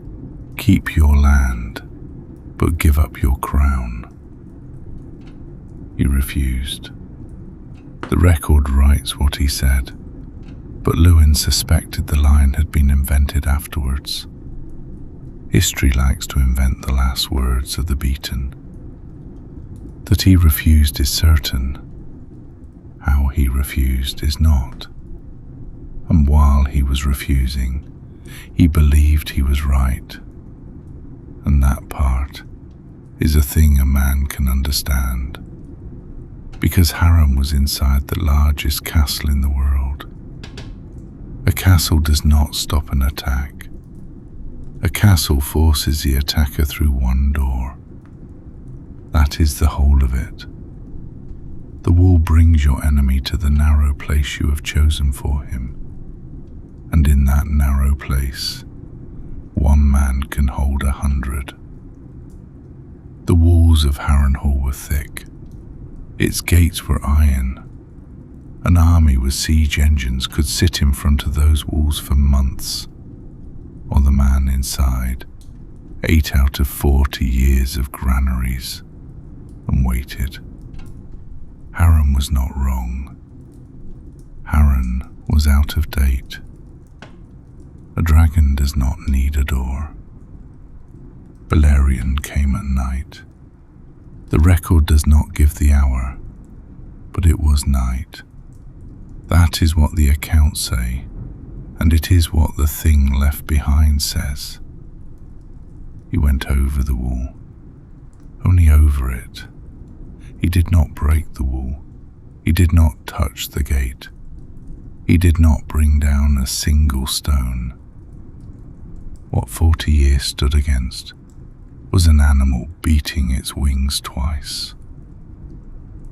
Then he brought the fire down.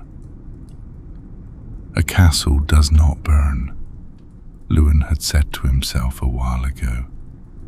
Stone does not burn. What burns is what is inside it. That is true, and it is not true for Dragonfire. The towers of Harrenhal melted. A man who goes there today sees those towers, and what he sees is not stone. It is stone that ran, frozen on its way down, like wax. There is nothing else like it in the Seven Kingdoms. No fire made by a man's hand gives the heat it takes to melt a stone. Harren was in his highest tower, Kingspire. His sons were with him. The record does not write how many sons, or their names. It says only his surviving sons, which means there had been others who died before, and that night took the rest. The rule of House Hoare ended there. The castle was not thrown down. That was the strangest part of it, and Lewin stopped on it. Harrenhal is still standing today. Its walls stand, its hall stands, its 5 melted towers stand. After the conquest, it was given to one house, and then another, and then another, and none of them stayed there long. Some died, some ended without heirs, some went mad. They say the castle is cursed. Maesters laugh at that, and then they look at the list of who has been given it, and the laughing gets shorter. And one thing more, everyone who knows Harrenhal today knows how big it is. Nobody remembers the name of the man who built it. Lewin closed the book and held it shut a while, his finger still between the pages. There was a sentence he did not write. 3 months ago, on Old Wick, another Iron Man had called himself king. Lewin did not write it. He did not need to. Ned would build that line himself when he read this, and the thing he built would weigh more than any sentence Lewin could put down. The fire was burning well. The log he had put on had taken, and some colour had come back into the room. The shelves past the table could be made out again. There was a smell of new wood, resin and sharp, different from the weight of embers. The candle went on getting shorter, and a small pool had formed at the foot of its flame. Lewin leaned back and shut his eyes. Then he opened them. His body had been collecting things all night, and now it showed him all of them at once. His right shoulder, the side that held the pen, felt like stone. His left hand was cold. That side of the table was the side away from the hearth, and he had not noticed it in 3 weeks. His eyes were burning. Reading by candlelight cuts the eye like a knife, and you only feel the cut when you stop. And there was his bag, which he preferred not to think about. He reached out and pulled the bowl toward him. He no longer remembered what was in it, and he took a spoonful without looking. It was cold. The fat had set on the surface, and the spoon lifted it in one sheet. He swallowed it. He put the bowl back. Then, looking at the pile of books in front of him, he understood something. He was not finding the thing he was looking for. Ned had asked him about the Ironborn, and he had spent the last 2 hours of the night in the Riverlands, on a 40-year building site, and with a dragon. Harren's story had to do with the Ironborn, but it had nothing to do with the coast of the north, or Bear Island, or the stony shore. A maester is warned against his own curiosity, and Lewin could not even remember how many times he had repeated that warning to a student. He pulled the ledger in front of him and made ready to write down what he had. Then he stopped, because there was a thing in Harren's story, and the thing was exactly Ned's question, only wearing other clothes. Harren had not won, but Harren's grandfather had won. Harwin Hardhand fought for the Riverlands and took them. The father held them, and in the third generation, all of it ended in a single night, underneath an animal. 3 generations. Lewin looked at his ledger. The hungry wolf. 2 generations. Roderick Stark. Still, on the line below he wrote, Harwin Hardhand. He drew a line beside it. And at the end of the line he wrote, 3 generations. This was the thing he was looking for. It had only come out of the wrong house's ledger. The next part was the conquest, and Lewin went into it without wanting to. Everyone knows the conquest. A maester learns it twice, once as a student, and once while telling it to a child. You have the child count the 3 dragons, and the child always counts Balerion first. But knowing a lesson and reading a record are not the same thing. The lesson ends like this. Torrhen Stark, king in the north, bent the knee, and the north became part of the 7 kingdoms. The record is longer. Torrhen Stark brought 30,000 men across the neck. Lewin stopped on that number, because 30,000 is not a word. He knew what it takes to feed 30,000 men in a day. A maester is asked that during a siege. 30,000 men fill a road for a whole day.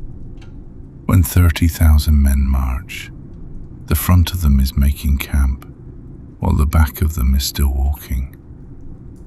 It was not an easy thing for the north to put that many men together, and Torrhen had done it.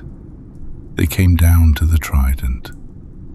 On the far bank was Aegon Targaryen, and he had 45,000 men, because as the conquest went on, people had changed sides, and Aegon's army had grown with every victory.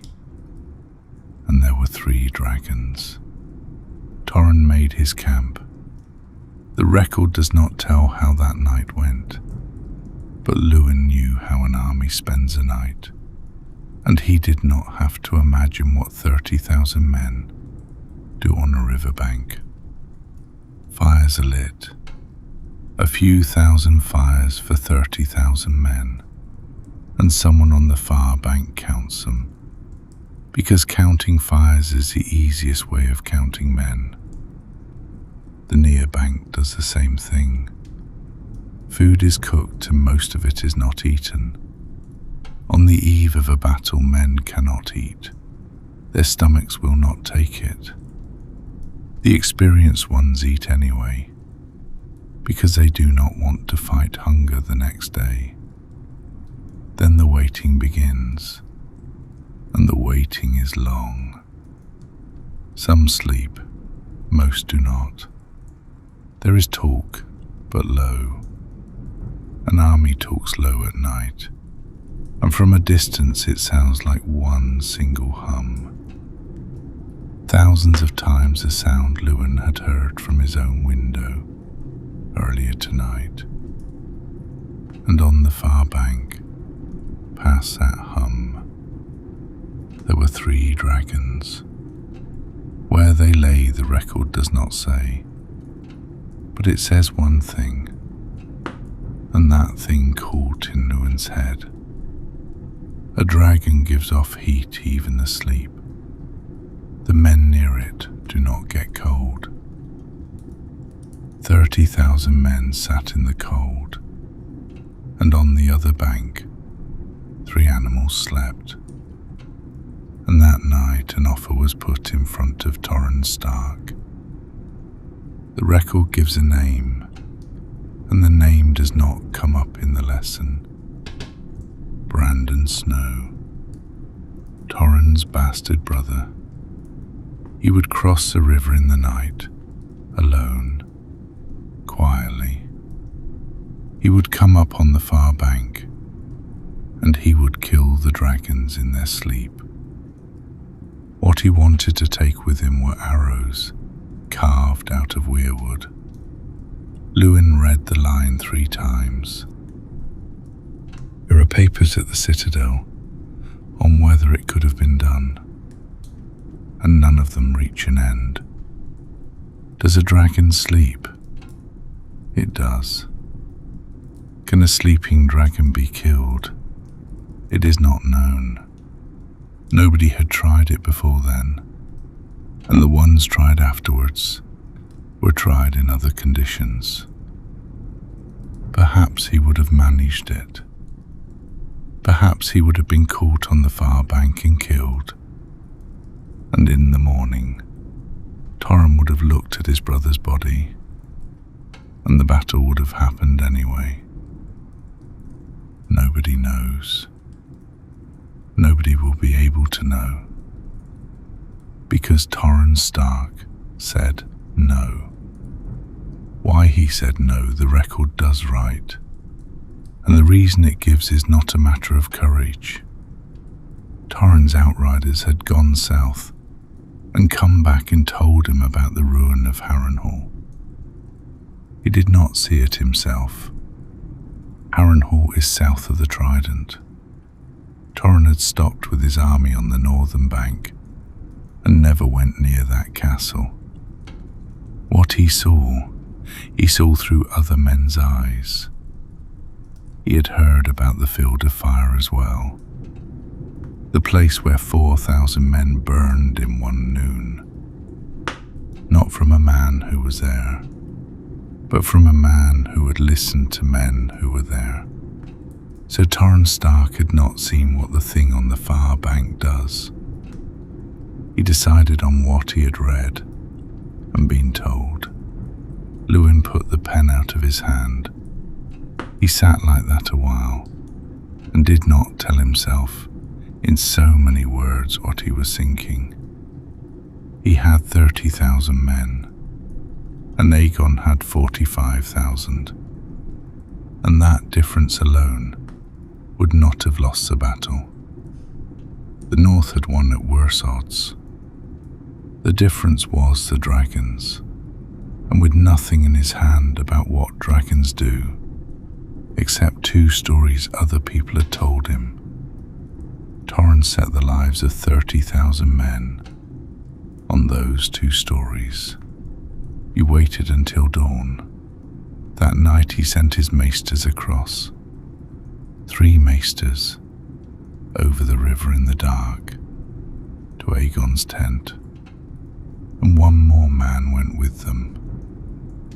Brandon Snow, the man who had offered to kill the dragons, was sent to make the peace. Lewin read that line, and after he read it, he looked at the page a while. A man offers to cross a river in the night and kill 3 dragons. And that same night, he crosses the same river, not with a weirwood arrow in his hand, but with an offer of peace. The same water, the same dark, as a different man.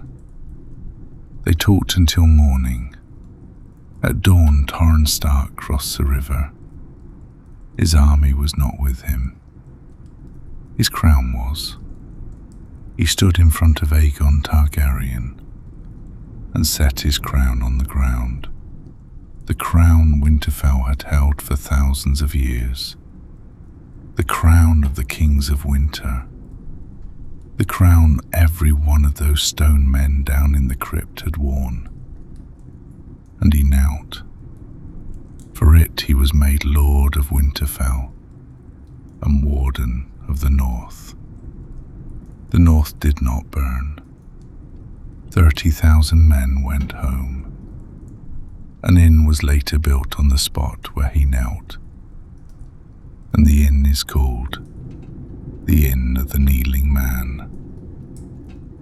It is still there. Men on the King's Road eat and drink in it and laugh, knowing where the name came from. They call him the King Who Knelt. Lewin's pen stopped for a moment as he wrote that name. They called Theon Stark the Hungry Wolf, and he did 10 things in one lifetime. The only thing remembered of him was his hunger. Torrhen Stark knelt once, and that day swallowed all the rest of a house thousands of years old. Lewin went back to his ledger. He wrote, Torrhen Stark. He drew a line beside it, and at the end of the line, where nobody would see it, he wrote, 30,000 men went home. Then on the line under it, he wrote one more name, Brandon Snow. He drew a line beside it and left the end of it empty. The record did not say what became of that man, what he did after he crossed the river and came back, where he lived, how long he lived. For one night he had been 2 different men, and then he went out of the record. Lewin turned back to the first pages of his ledger. Iron rusts. Suns do not. Now it was uncomfortable. Roderick Stark had given away an island, and the island had held. Torrhen Stark had given away a crown, and his people had held. Harren had given away nothing, and with everything in his hand, he lost all of it in one night. The thing given stayed. The thing kept went away. It looked like a rule, and Lewin did not trust rules. 3 cases do not make one, and in history you can always find 3 cases to prove whichever rule you want. But the 4 words were still there, and they were still talking about suns, and Lewin still could not see a sun anywhere. He turned the page and did not come to what he was looking for. The chapter on the conquest had ended, and at the back of the book, the way there is at the back of most books, were the compiler's notes, gathered from other places, short pieces, not joined to one another. And there he saw a heading, on the Lord's Commander of the Wall. Lewin knew why he was reading it. A few hours ago he had read that Harren's brother went to the Night's Watch, and he had put a small mark in the margin. The thing that took his hand to that page was the mark. He had forgotten he made it. He looked at the list. Names, numbers in order, short notes. And in the 13th place, there was no name. There was a gap, and beside the gap 2 lines. Lewin read them. The name of the 13th Lord Commander of the Night's Watch is not known. He came to the office in the Age of Heroes, when the wall was still young and the watch was still great. One night he looked north of the wall, past the ice, and he saw a woman there. Her skin was as white as the moon. Her eyes were like blue stars. He chased her and caught her, and when he touched her, he found her skin was cold as ice, and he took her anyway. The record says one more thing. He gave her his seed and his soul. He brought her to the Night Fort. He named her his queen. And he named himself a king. The Night Fort is the oldest and the largest of the castles on the wall. It stands abandoned today. The watch went out of it centuries ago, and nobody sleeps in it now. It takes reason enough to abandon a castle. They ruled 13 years. Through those years he bound the Night's Watch to his own will. The record says it was done with sorcery, and does not say how.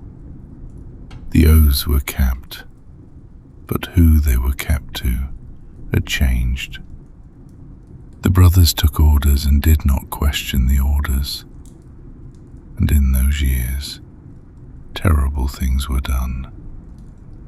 In the end, Brandon the Breaker, king in the north, joined with Joramun, the king beyond the wall. The two sides of the wall, perhaps the only time in history, against the same man. They say Joramun blew the horn of winter and woke giants out of the earth. There are few maesters who believe that part. When they brought him down, a thing came out into the open. The Night's King had been giving sacrifices to the others. And what was done about that was the thing that stopped Luwin's eye on the page. They destroyed every record. The speaking of his name was forbidden. Luwin leaned back. Then he leaned forward and read those two lines again. Because for a maester, the thing standing there was the most terrible part of the story. And the story had a corpse for a queen. They destroyed every record. Luwin knew how that work is done. He had done it. Every maester has. A page spoils. A line is copied wrong. An account is corrected. He even had the tool for it. In the drawer of his table, a thin knife with a short handle. Taking writing off a parchment is not like taking it off paper. The ink sits on the surface. It does not go into the skin. You lay the edge of the knife flat and scrape, slowly. Press too hard and you go through the skin. Too little and the ghost of the ink stays. And even done well, that place shines differently from the rest when you hold it up to the light. Smoother, thinner, a little more clear. A man who scrapes a page cannot hide that he scraped it. He hides only what it said. And now Luwin was reading that somebody had done this for a name. Every book had been opened. Every list had been found. One name, one at a time, had been cut out of every place it stood. In some places scraped. In some places the page taken out. In some places the book written again, from the start, and the old one burned. How many books? Luwin did not know. In how many places does the name of a Lord Commander stand?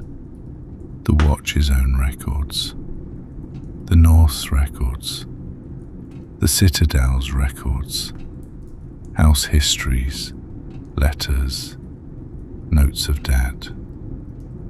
100 places, 200. And the work was done. For months, perhaps for years. More than one man, sitting down with a knife, page after page. Lewin looked at his own hands in the light of the candle on his table. Then he looked back at the page, and he saw the thing standing there. The cap. The work had failed. They had erased the name, but they could not erase the erasing. A gap was left in the 13th place. You can forget a name. A gap is not forgotten, because a gap asks a question, and the question asks itself again. Thousands of years later, a man was sitting in a room, looking at that gap. On who he was, the ones who tell it do not agree. A Bolton, some say. A Stark, says old Nan. She tells that story to the children of Winterfell, and the children listen and are frightened. An Umber, a Flint, a Norrie, a Woodfoot, a Magna. Every house puts its own enemy's name in the gap. The archmaesters of the Citadel mostly hold the story to be an invention. Some are more measured. It is not impossible, they say, that an early Lord Commander tried to make a kingdom of his own and was put down, and the rest of it grew in the telling. Lewin leaned to that second view. He always had. But tonight in this room, with the candle getting close to the bottom, that view did not stand as firmly as it usually did, because nobody spends months erasing an invention. He closed the book. Above him a raven stirred. Lewin pulled his ledger in front of him and looked at everything he had written that night. Harag, Ravos, Loron, the hungry wolf, 2 generations. Roderick Stark, still. Harwin Hardhand, 3 generations. Torrhen Stark, 30,000 men went home. Brandon Snow, and an empty line, and 2 words with a line between them. Earth, sea, and underneath them, the 2 sentences he had written at the start of the night. We drove them out every time. Every time they came back. The list was long now, and the pattern could not be denied. The North had won. It had won every time. It broke the Andals, drove out the Ironborn, took back the island, cleared the coast, and after every victory, a generation went by, or 2, or 3, and the same coast burned again. Winning did not end anything. Winning only delayed, and the delay was shorter than the life of the man who won. Lewin took up the pen and wrote the 3rd sentence. None of them held. He looked at it. Then he went down one line and found the word he had not found at the start of the night. An enemy does not behave like this. A season behaves like this. He put the pen down. This was what he had, and what he had was not enough. There was still nothing in the window, but Lewin was measuring that by his body now, and not by the hour. And his body said dawn was not far off. Half the answer to a question is not an answer. The other half was somewhere, and for the first time that night, Lewin knew where to look for it. Not at the list of victories, He would look at how long the victories lasted. He opened a clean page. He drew 2 columns across the top of the clean page. The left one needed no heading. Names were going there. Over the right one he wrote something in small letters. How long it held. Then he started work. This was the quietest and the most tiring work of the night. It did not want cleverness. It wanted patience. And it wanted him to open every record under his hand a second time. He put the books in order again. What he had read to the left, what he had still to read to the right. And he pulled out the strips of parchment he had been reading with, one by one, because he no longer remembered which strip marked what. The strips made a small heap on the table. The first hour was easy. What was under his hand was fresh. In the second hour, he had to go down into the ledgers, and the ledgers were heavy. Coast records, tithe returns, the tax lists of the Bay of Ice. He drew each one to the table, found the year he wanted, read the figure, and put it back, reaching for the ones at the bottom of the shelf. He hurt his back twice. The right-hand column filled slowly, the rising in the rills, put down, and 70 years later, the tithe out of that district fell. 70 years. The 3 sisters, conquered and not held. The islands went to the Vale within a generation, and went out of the North's records. 1 generation. Cape Kraken. It changed hands 3 times, and after the 3rd time, the record thinned out. Lewin could not work out what happened, and he put a question mark in the right-hand column. Then he looked at the question mark and rubbed it out, and wrote instead, "Not known." A question mark was making a claim. Not known was not. He stopped on 1 line. Bear Island. Ravos. He looked for a figure for the right-hand column and could not find one. No record anywhere wrote how many years Ravos held that island. He thought about it a long while, and then he left the right-hand column empty. Leaving a thing empty is hard. A column wants filling, and the hand wants to put something there by itself. Lewin set the pen on the table, took his hand back, and left the line empty.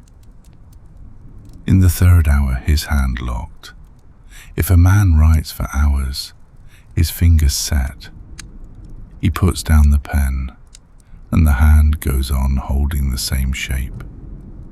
Lewin opened his right hand with his left, straightened the fingers one at a time, rubbed it a while, and went on. Sometime in there, the fire in the hearth went out. The flame had gone long before. Now the coals went dark as well.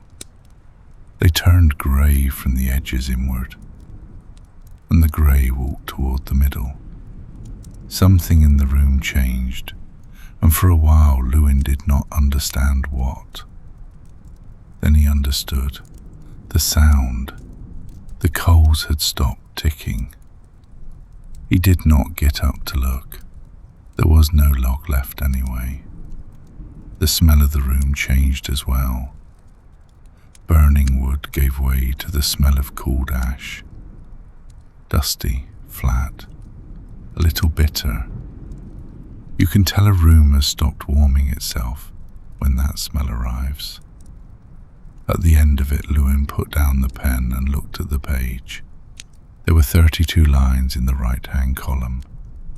2 of them were empty.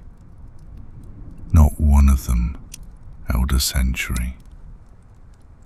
He had felt this hours ago, before he could show it. Now it was on the page in 32 lines, and it did not need feeling anymore. The life of a victory was most often shorter than the life of the man who won it, sometimes far shorter. A king wins his war and comes home, and until he grows old and dies, everything looks well, and his grandson stands on the same coast, looking at the same smoke. 32 victories, and not one thing had ended. Lewin put the page aside and rubbed his eyes. Then he did the thing he needed to do, and that thing is the opposite of searching. He stopped searching. He looked at the list and began to think about what was not on it. He had been doing that all night, in fact, without noticing. Reading the salt ledgers, he had not read the burning of a village. He had read its coming back.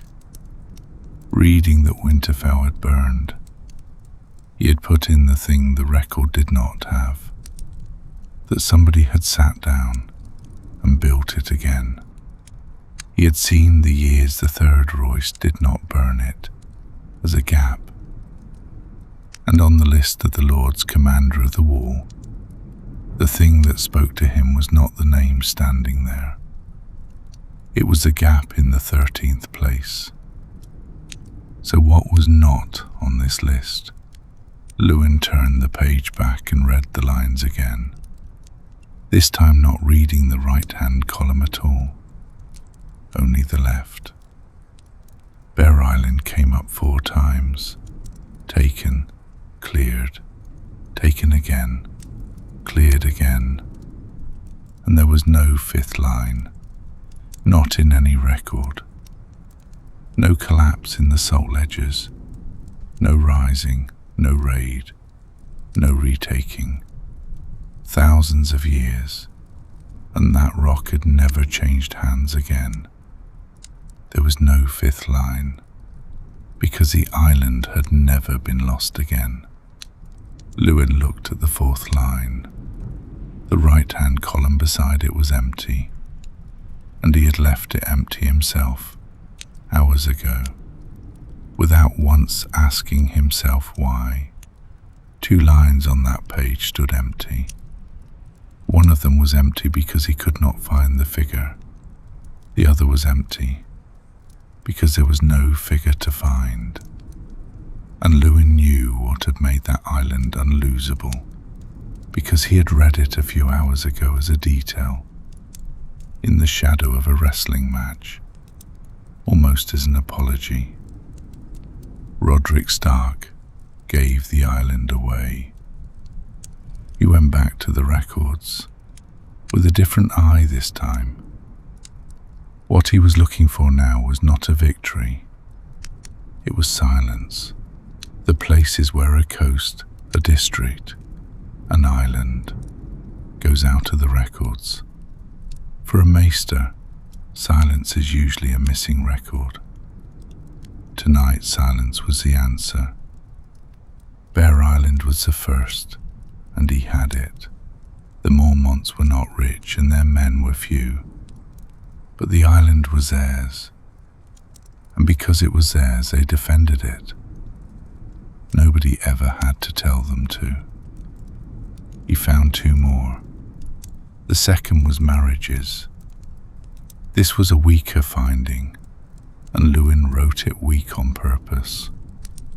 In several places in the records, in the year after a northern house gave a daughter to a coastal house, or took one from it, there was a gap in that coast's raiding record. He found 3 instances. 3 instances do not make a rule, but 3 instances make a place worth looking at. Why does a marriage quiet a coast? Because the man across from the raider is no longer a stranger. If you know your sister lives in the village you are going to plunder, you go to another village. That is not friendship. That is arithmetic. And the third. When Lewin found the third, he did not take up the pen. He sat there a while. The word itself carried both halves of it. Ward. A child raised in a lord's house, not in his own father's house, in another man's. He eats at that man's table. He learns from that man's masters. He grows up with that man's sons. Ned had been a ward. He grew up in the Eyrie with Jon Arryn, alongside Robert Baratheon. That was a friendship, and the friendship was still standing. A king and a lord who trusted one another today, because they had known one another as boys. And that trust was the reason there was a host gathering in the yard of the north tonight. Ward was a good word, and the same word meant a child taken as a surety against his father's conduct. There was no difference between the two, not in how it looked, not in how it worked, and most of the time, not in fact either.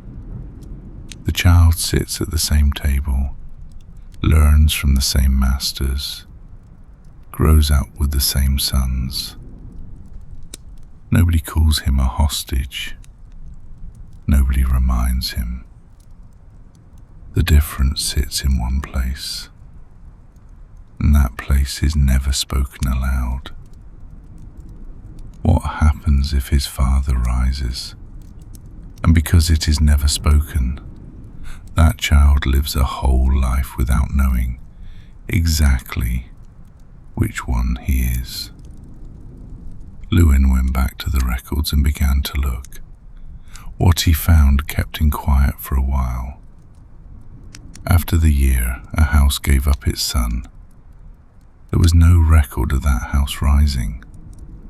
Not for a generation, sometimes two. And there was none when that boy grew and came to the head of his own house either. Because that man had grown up in the place he was given to, and a man does not draw a sword on the place he grew up in. He found 8 instances. All 8 said the same thing. The 9th did not. The Dreadfort. Lewin read the line twice, then opened the book back up and found the word he had not stopped on a few hours before. Rogar bent the knee and sent hostages. Hostages had been sent. A promise had been made. The flaying had been stopped. And then Lewin followed that same house down the list. The interval the records gave was not to be trusted. He had marked that himself a few hours earlier. But the order was clear. After Rogar's knee, Harren Stark, king of Winterfell, laid siege to the Dreadfort. The siege lasted 2 years. To besiege a castle for 2 years means the men inside it held out for 2 years. And if a house holds out against its own sovereign for 2 years, that house has risen. And later, once more, the Boltons rose against Winterfell, together with the Grey Starks of the Wolf's Den. The Grey Starks were destroyed in that rising. The line ended. The name dropped off the lists. The Boltons remained. Lewin leaned back and looked at the ceiling. What he had was true, and it was not whole. 8 houses gave up a son and went quiet. 1 house gave up a son and rose twice. And that house was the oldest, the bloodiest, the hardest house in the north. The house that had burned Winterfell twice. A maester could have rubbed that line out. 8 instances were strong already. If he did not write the 9th, nobody would notice. Nobody was going to look at these records with the eye Lewin was looking at them with. And Eddard Stark was never going to open up a siege of the Dreadfort from 2 centuries ago and check it. Lewin thought about that. Then he stopped thinking about it, because he remembered what he had said to himself a few hours earlier. Writing 2 accounts of a wrestling match, side by side. You take away a witness. He took up the pen and wrote the 9th line as well. And beside it, for himself, he put down 1 sentence. Tomorrow morning, that house's banner will walk beside my lord. Lewin put down the pen and did not stand up. Below him, under the stone, all of them were lying. He knew the door that went down to the crypt, beside the first keep, the great ironwood door, set at a slant into the ground, and behind it, the stone stair turning down. Down there has a cold of its own, and it is not the cold outside. Outside, cold moves. It comes with the wind. It cuts the face. It passes. Down there it does not move. It stands. It settles onto a man and comes with him wherever he goes. And it stays on him an hour after he comes back up. And it is quiet, because there is no wind. A footstep behaves differently down there. It comes back to where it started, strikes the pillars, and is heard twice. The pillars run in pairs the length of the crypt. The Starks sit between them. They sit. They do not stand. Likenesses cut out of stone. On stone thrones, an iron sword across each lap. The swords are put there to keep restless spirits from walking. Nobody truly believes that, and nobody takes them away either. At their feet there are stone direwolves, snarling. Torchlight behaves strangely on those faces. The older the carving, the less face there is. On the newest you can make out an eye, a mouth, a beard, and on the oldest there is only a head and a shoulder left. As the light goes past, the faces come up, one after another, and go out one after another, and what you leave behind you goes back into the dark. The stair goes further down, older levels, men whose names cannot be read. How many levels there are Lewin did not know, and nobody knew. The Boltons burned Winterfell twice, and the fire could not get down there. It cannot. Down there is stone, the air is thin, and there is nothing to burn. While everything above was going, nothing happened below. The swords stayed in the laps. The wolves went on snarling. They came through the castle better than the people living in it did. And tonight, Lewin knew a thing about those men that he had not known that morning. Most of the men sitting down there had won. One of them broke the handles. One drove out the Ironborn. One put down a rising. One put back an island. The hungry wolf was down there. Roderick Stark was down there. The kings of winter, cut into stone, swords in their laps, sitting in their order. And that coast burned again after every one of them. Torrhen Stark was down there too. The one man who had not won, among the ones who had.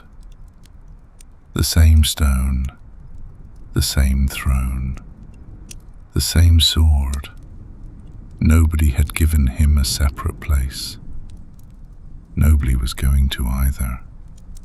A house does not lay out its dead by rank.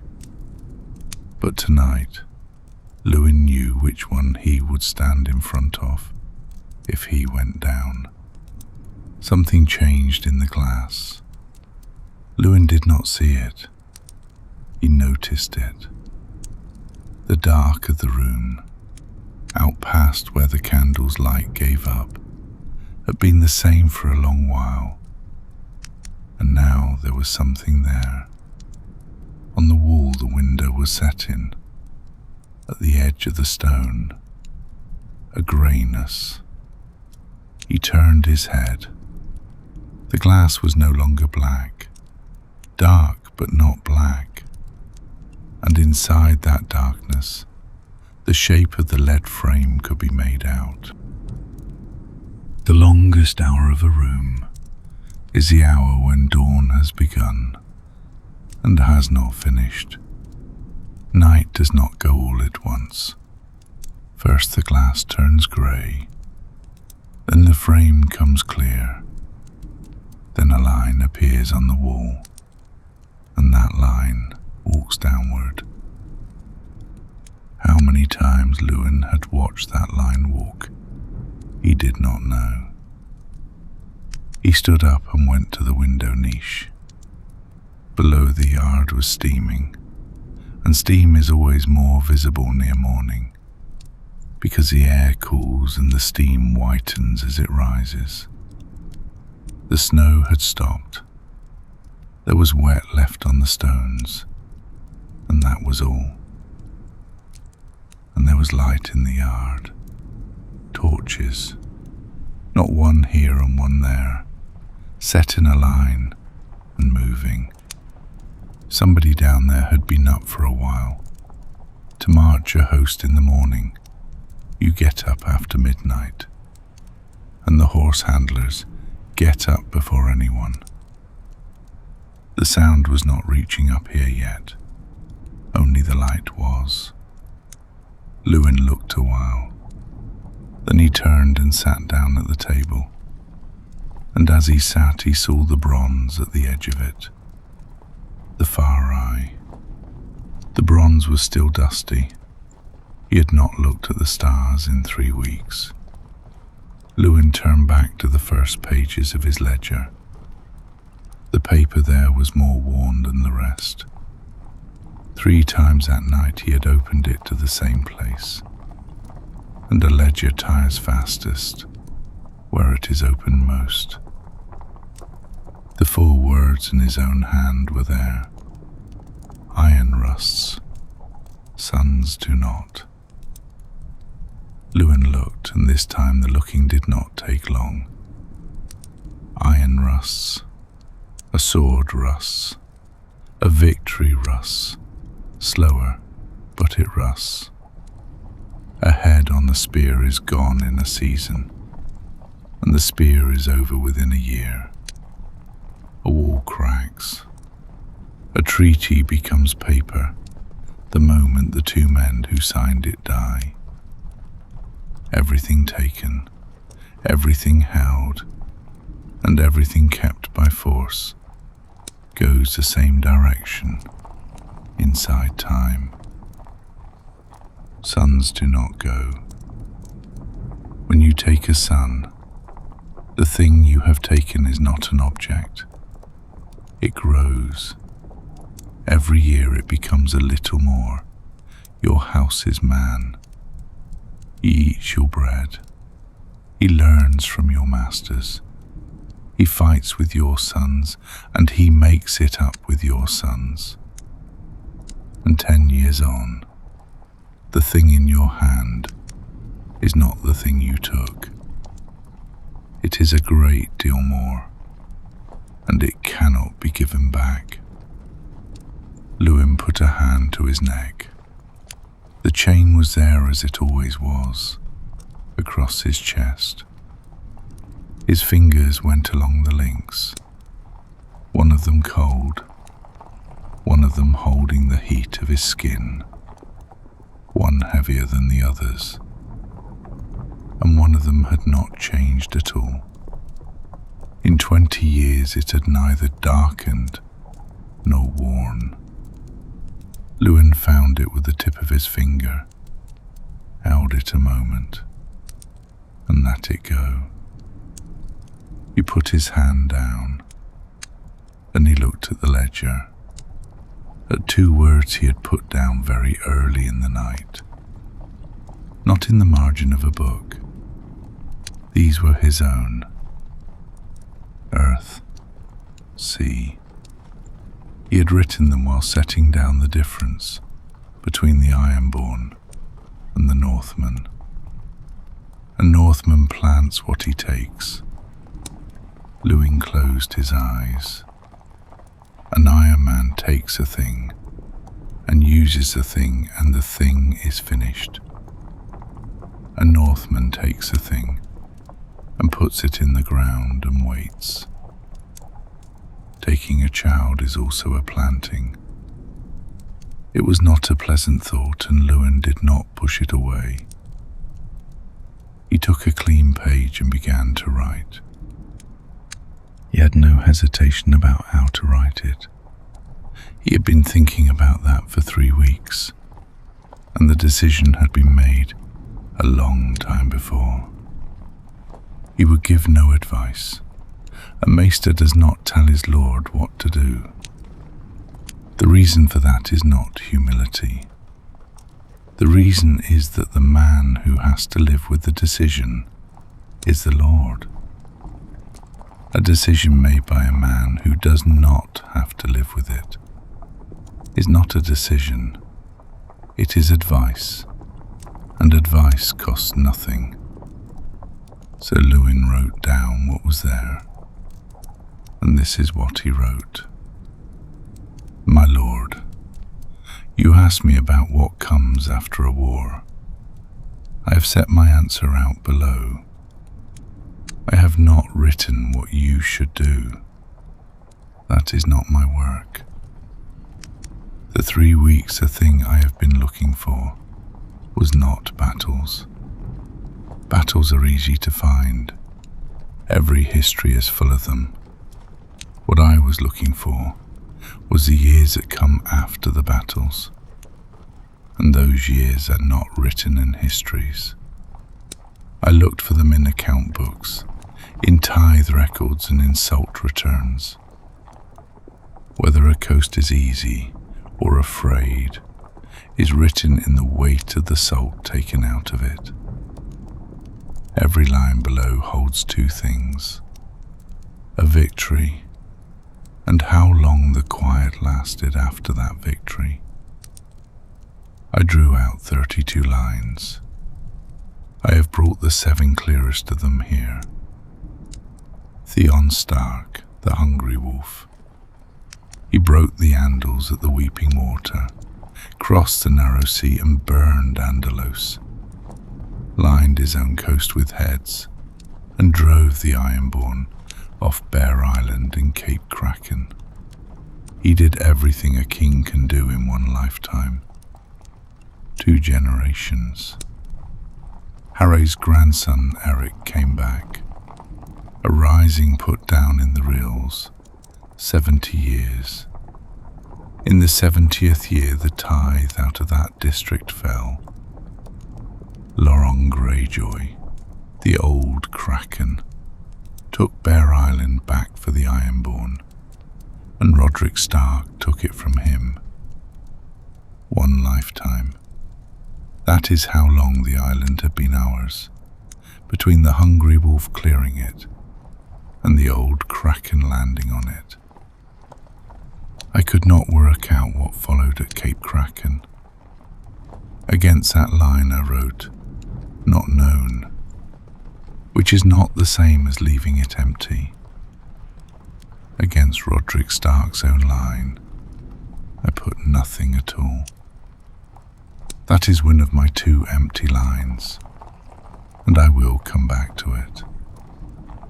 Hawk's Cove was raided and built again. 11 years. The village did not come back to what it was, and it will not. The 3 sisters conquered. 1 generation. Then the islands went to the Vale. Harren took the stony shore and burned the Wolfswood. His raiding was broken. The record does not write his own end. Against that line I wrote, "Not known." The salt ledgers do not go back that far. Ravos, Harren's son, made Bear Island his base.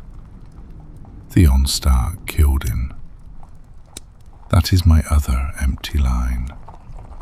The record says for years, and for years is not a length of time. And I have written 2 more lines, my lord, and neither of them is a victory of ours.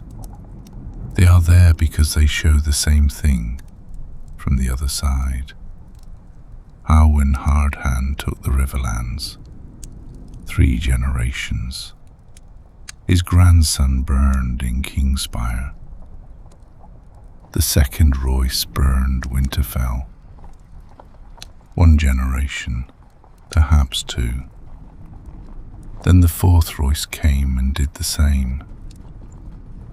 I counted 32 victories, ours and theirs. 2 lines on that page stand empty. One is empty because I could not find the figure. The other is empty because there is no figure. Of the remaining 30, not one holds a century. Most of them lasted less time than the life of the man who won them. Some of them were over, while that man was still alive. The North will win this war, my lord. The North has won every time. Winning was not enough. Then I looked for the things that are not on the list. These were not victories, and so nobody wrote them down anywhere.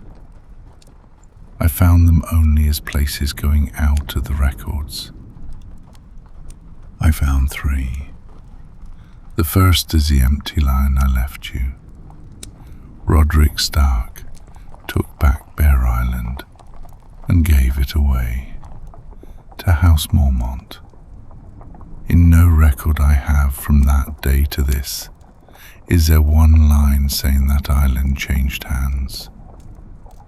I did not find it by looking for the island. I found it by noticing that nothing at all came after the last time it changed hands. The 2nd, marriages. After the year a northern house makes a bond with a coastal house, there is a gap in that coast's raiding record. I found 3 instances, and I do not offer the 3 as a rule. I offer them only as a place to look. The 3rd, children taken. After the year a house gives its son to Winterfell, there is no record of that house rising, not for a generation, most often not for 2, and there is none when that son comes to the head of his own house either. I found 8 instances. All 8 say the same thing. The 9th does not.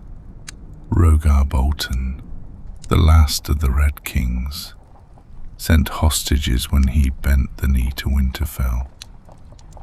He gave a promise as well, And afterwards, the records do not agree on how long afterwards, King Harren Stark laid siege to the Dreadfort, and that siege lasted 2 years.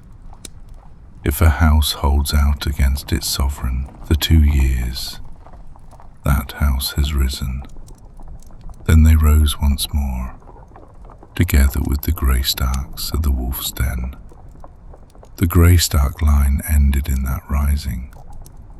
I do not say the Boltons did not remain. The Boltons remained.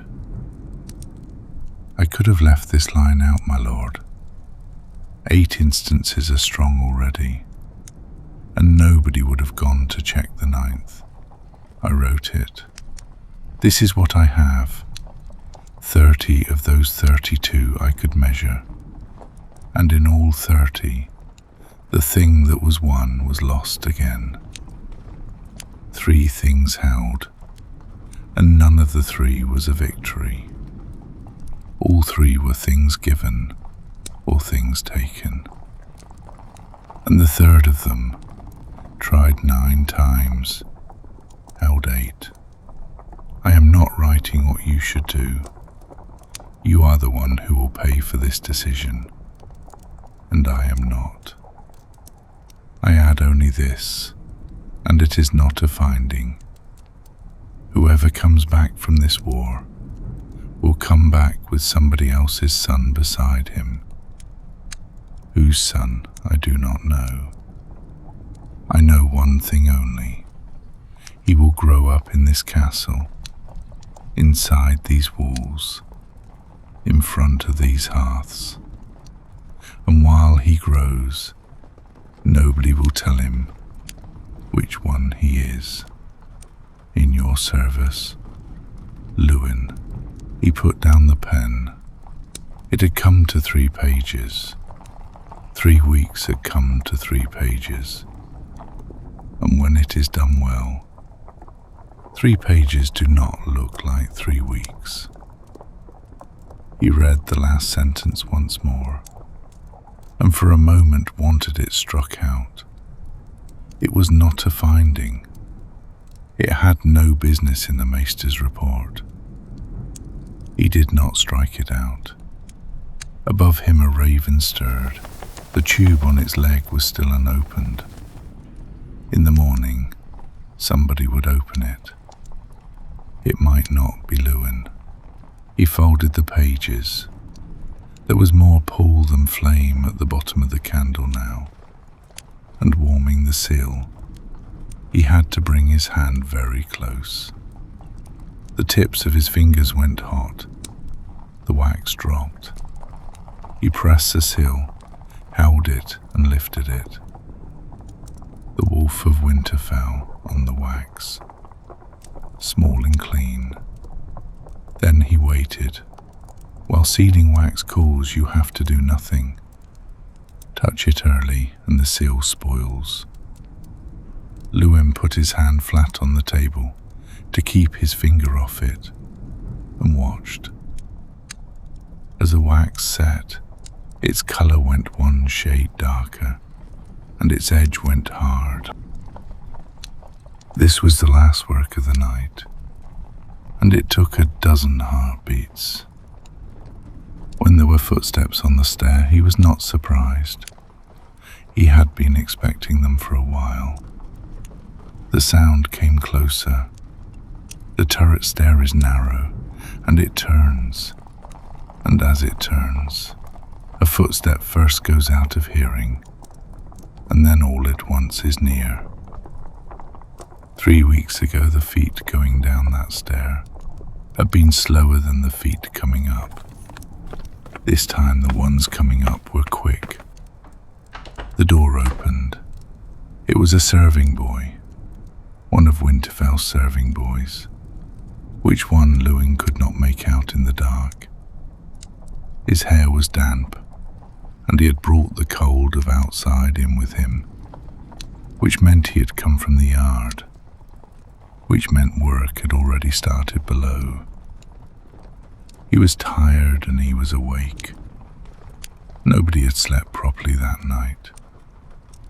Lewin held out the pages. The boy took them. He took them with both hands, because that was how he had been taught. He looked at the sill, and he looked at Lewin. Then he bowed his head, and he went. Neither of them said anything. There was nothing to say. A man had written something, and another man was carrying it downstairs. The door closed. The footsteps turned on the stair, dropped away, and one more door opened and shut. And then it was over, and the room fell into a quiet it had not been in before. Lewin thought about why that was for a while, and then he found it. For 3 weeks there had been a thing waiting in this room, and now there was not. He sat. There was nothing to do, and that had not happened for 3 weeks. He put his hand on the table and took it off. He made a move to close one of the books, then gave it up. Closing it had no meaning either. The grey in the glass was settling in. How long went by he did not know. A quarter of an hour, maybe less. Then there were footsteps on the stair again. These were quick. It was a sound of somebody taking the steps 2 at a time, and that sound came off the turret wall twice. The door opened. It was the same boy, and he was out of breath. Lewin's pages were in his hand. The seal was broken. Lewin took the pages. The boy said nothing. There was nothing he needed to say, and he had not been asked to say it. He only stood a moment, waited, then went out and shut the door. Lewin opened the pages on the table. All 3 had been read. That was not hard to tell. On the lower edge of the second page, there was a mark of ink, a thumb's width, put there turning the page. A man glancing over a document does not put his finger under the second page. And on the last page, beside the last sentence, out in the margin, there was another hand. It had been written in a hurry. The ink was dark, and the letters leaned, written standing up, and perhaps not against a table, but against a chest. 4 words. How old would he be? Lewin looked at it. Ned Stark had not argued with the finding. He had not argued with the method. He had not asked about the 9th of the 8 instances, which is the first thing a lord asks. Why did that house rise? Will mine rise as well?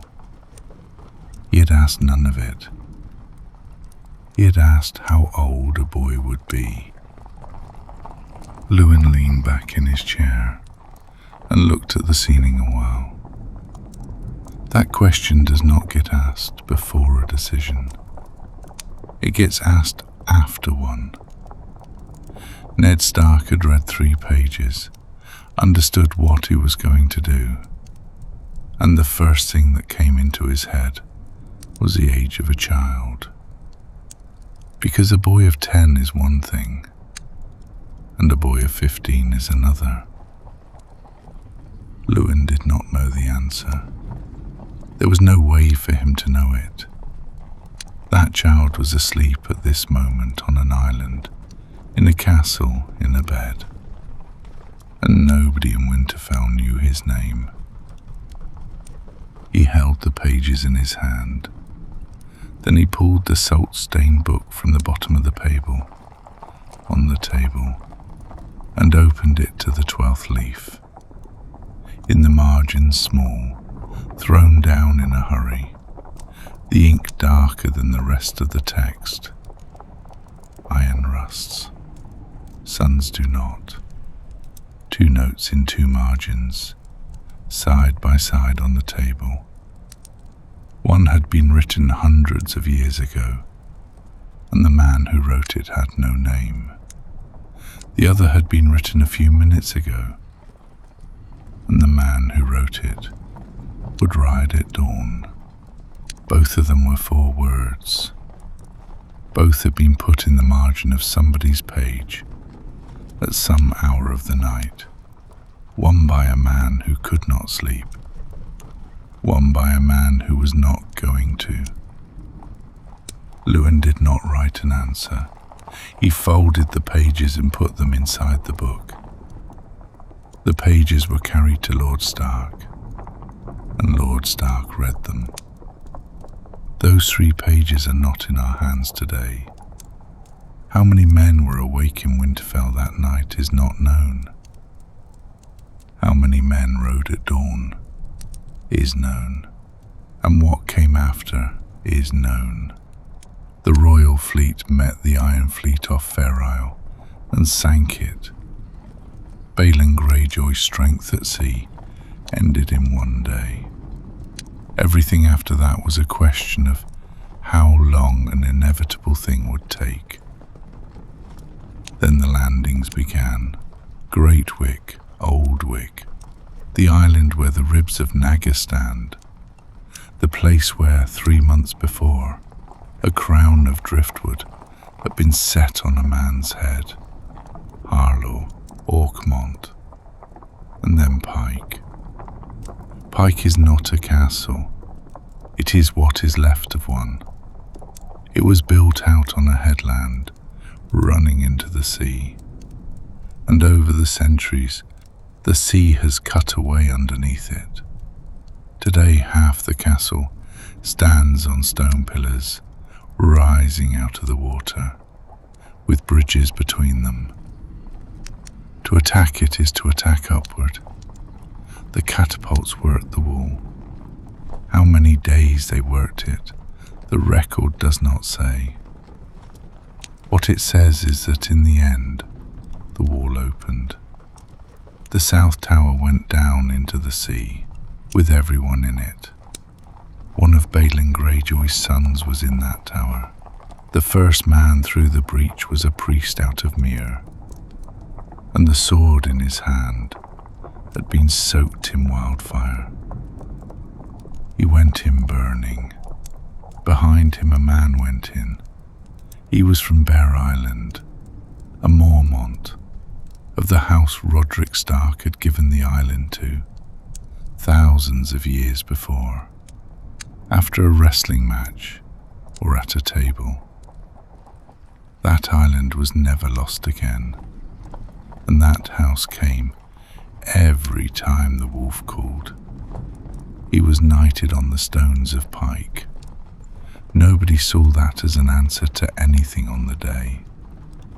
On a list a maester had begun 3 weeks earlier, there was one line with the word still written in its right-hand column. And that line, that morning, was coming through the breach. Balon Greyjoy bent the knee. And Lord Eddard Stark asked one thing of him. He had 3 sons. One had died attacking Seaguard. One had gone down under the south tower. One was left, and he was 10 years old. Lord Stark took him. The boy was brought to Winterfell, and he stayed there 9 years. In those 9 years, not one sail went from the Iron Islands to the north. Not one village burned. The salt figures of the stony shore did not fall once.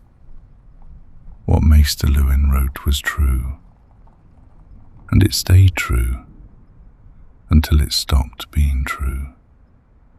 Winterfell had burned twice.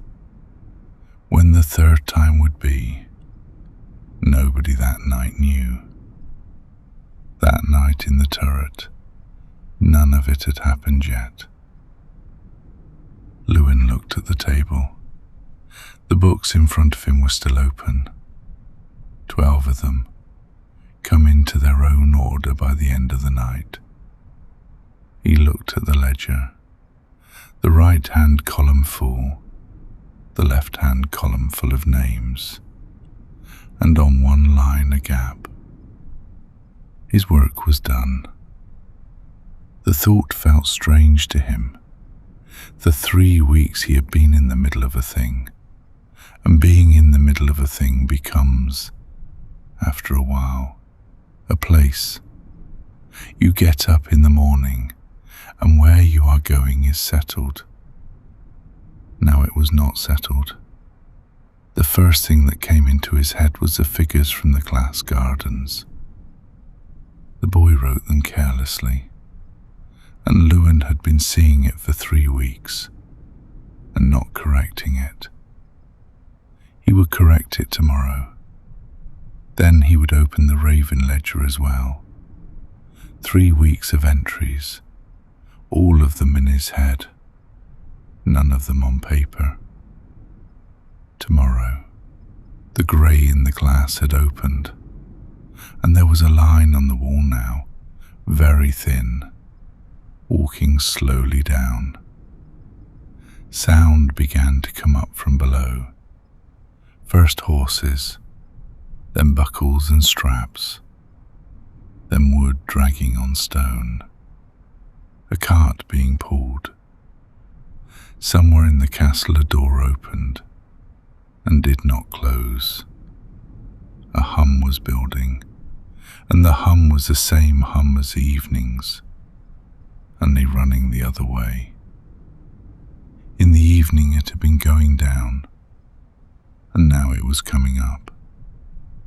Lewin listened. He looked to the corner. The cot was there. The wool blanket was still folded. It was 5 steps. He would open the blanket out and lie down, and for 2 hours, maybe 3, nobody would come looking for him, because the thing that would have made them come looking had been sealed and had gone downstairs. And at that moment, the tiredness arrived. While work is going on, the body waits. When it ends, the body stops waiting and hands over everything it has been keeping, all at once. Lewin had known that for 3 weeks, but knowing it is one thing, and being under it is another. The weight came down off his shoulders and stopped in his knees. He was going to get up. He put his hand on the table. Then, without taking his hand off the table, he listened once more to the sounds outside. Horses' straps. Someone a long way off saying something to someone else, and the words not reaching up here.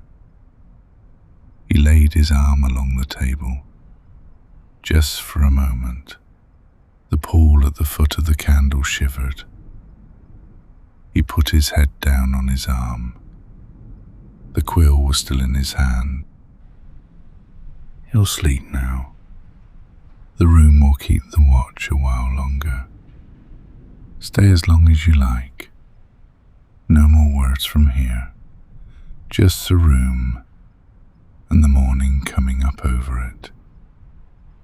And if this one helped you rest, subscribe so the next quiet night finds you. Tell me in the comments where you'd like the lantern lit next. Every story lives on Spotify too, for the nights you don't want to screen. Sleep well.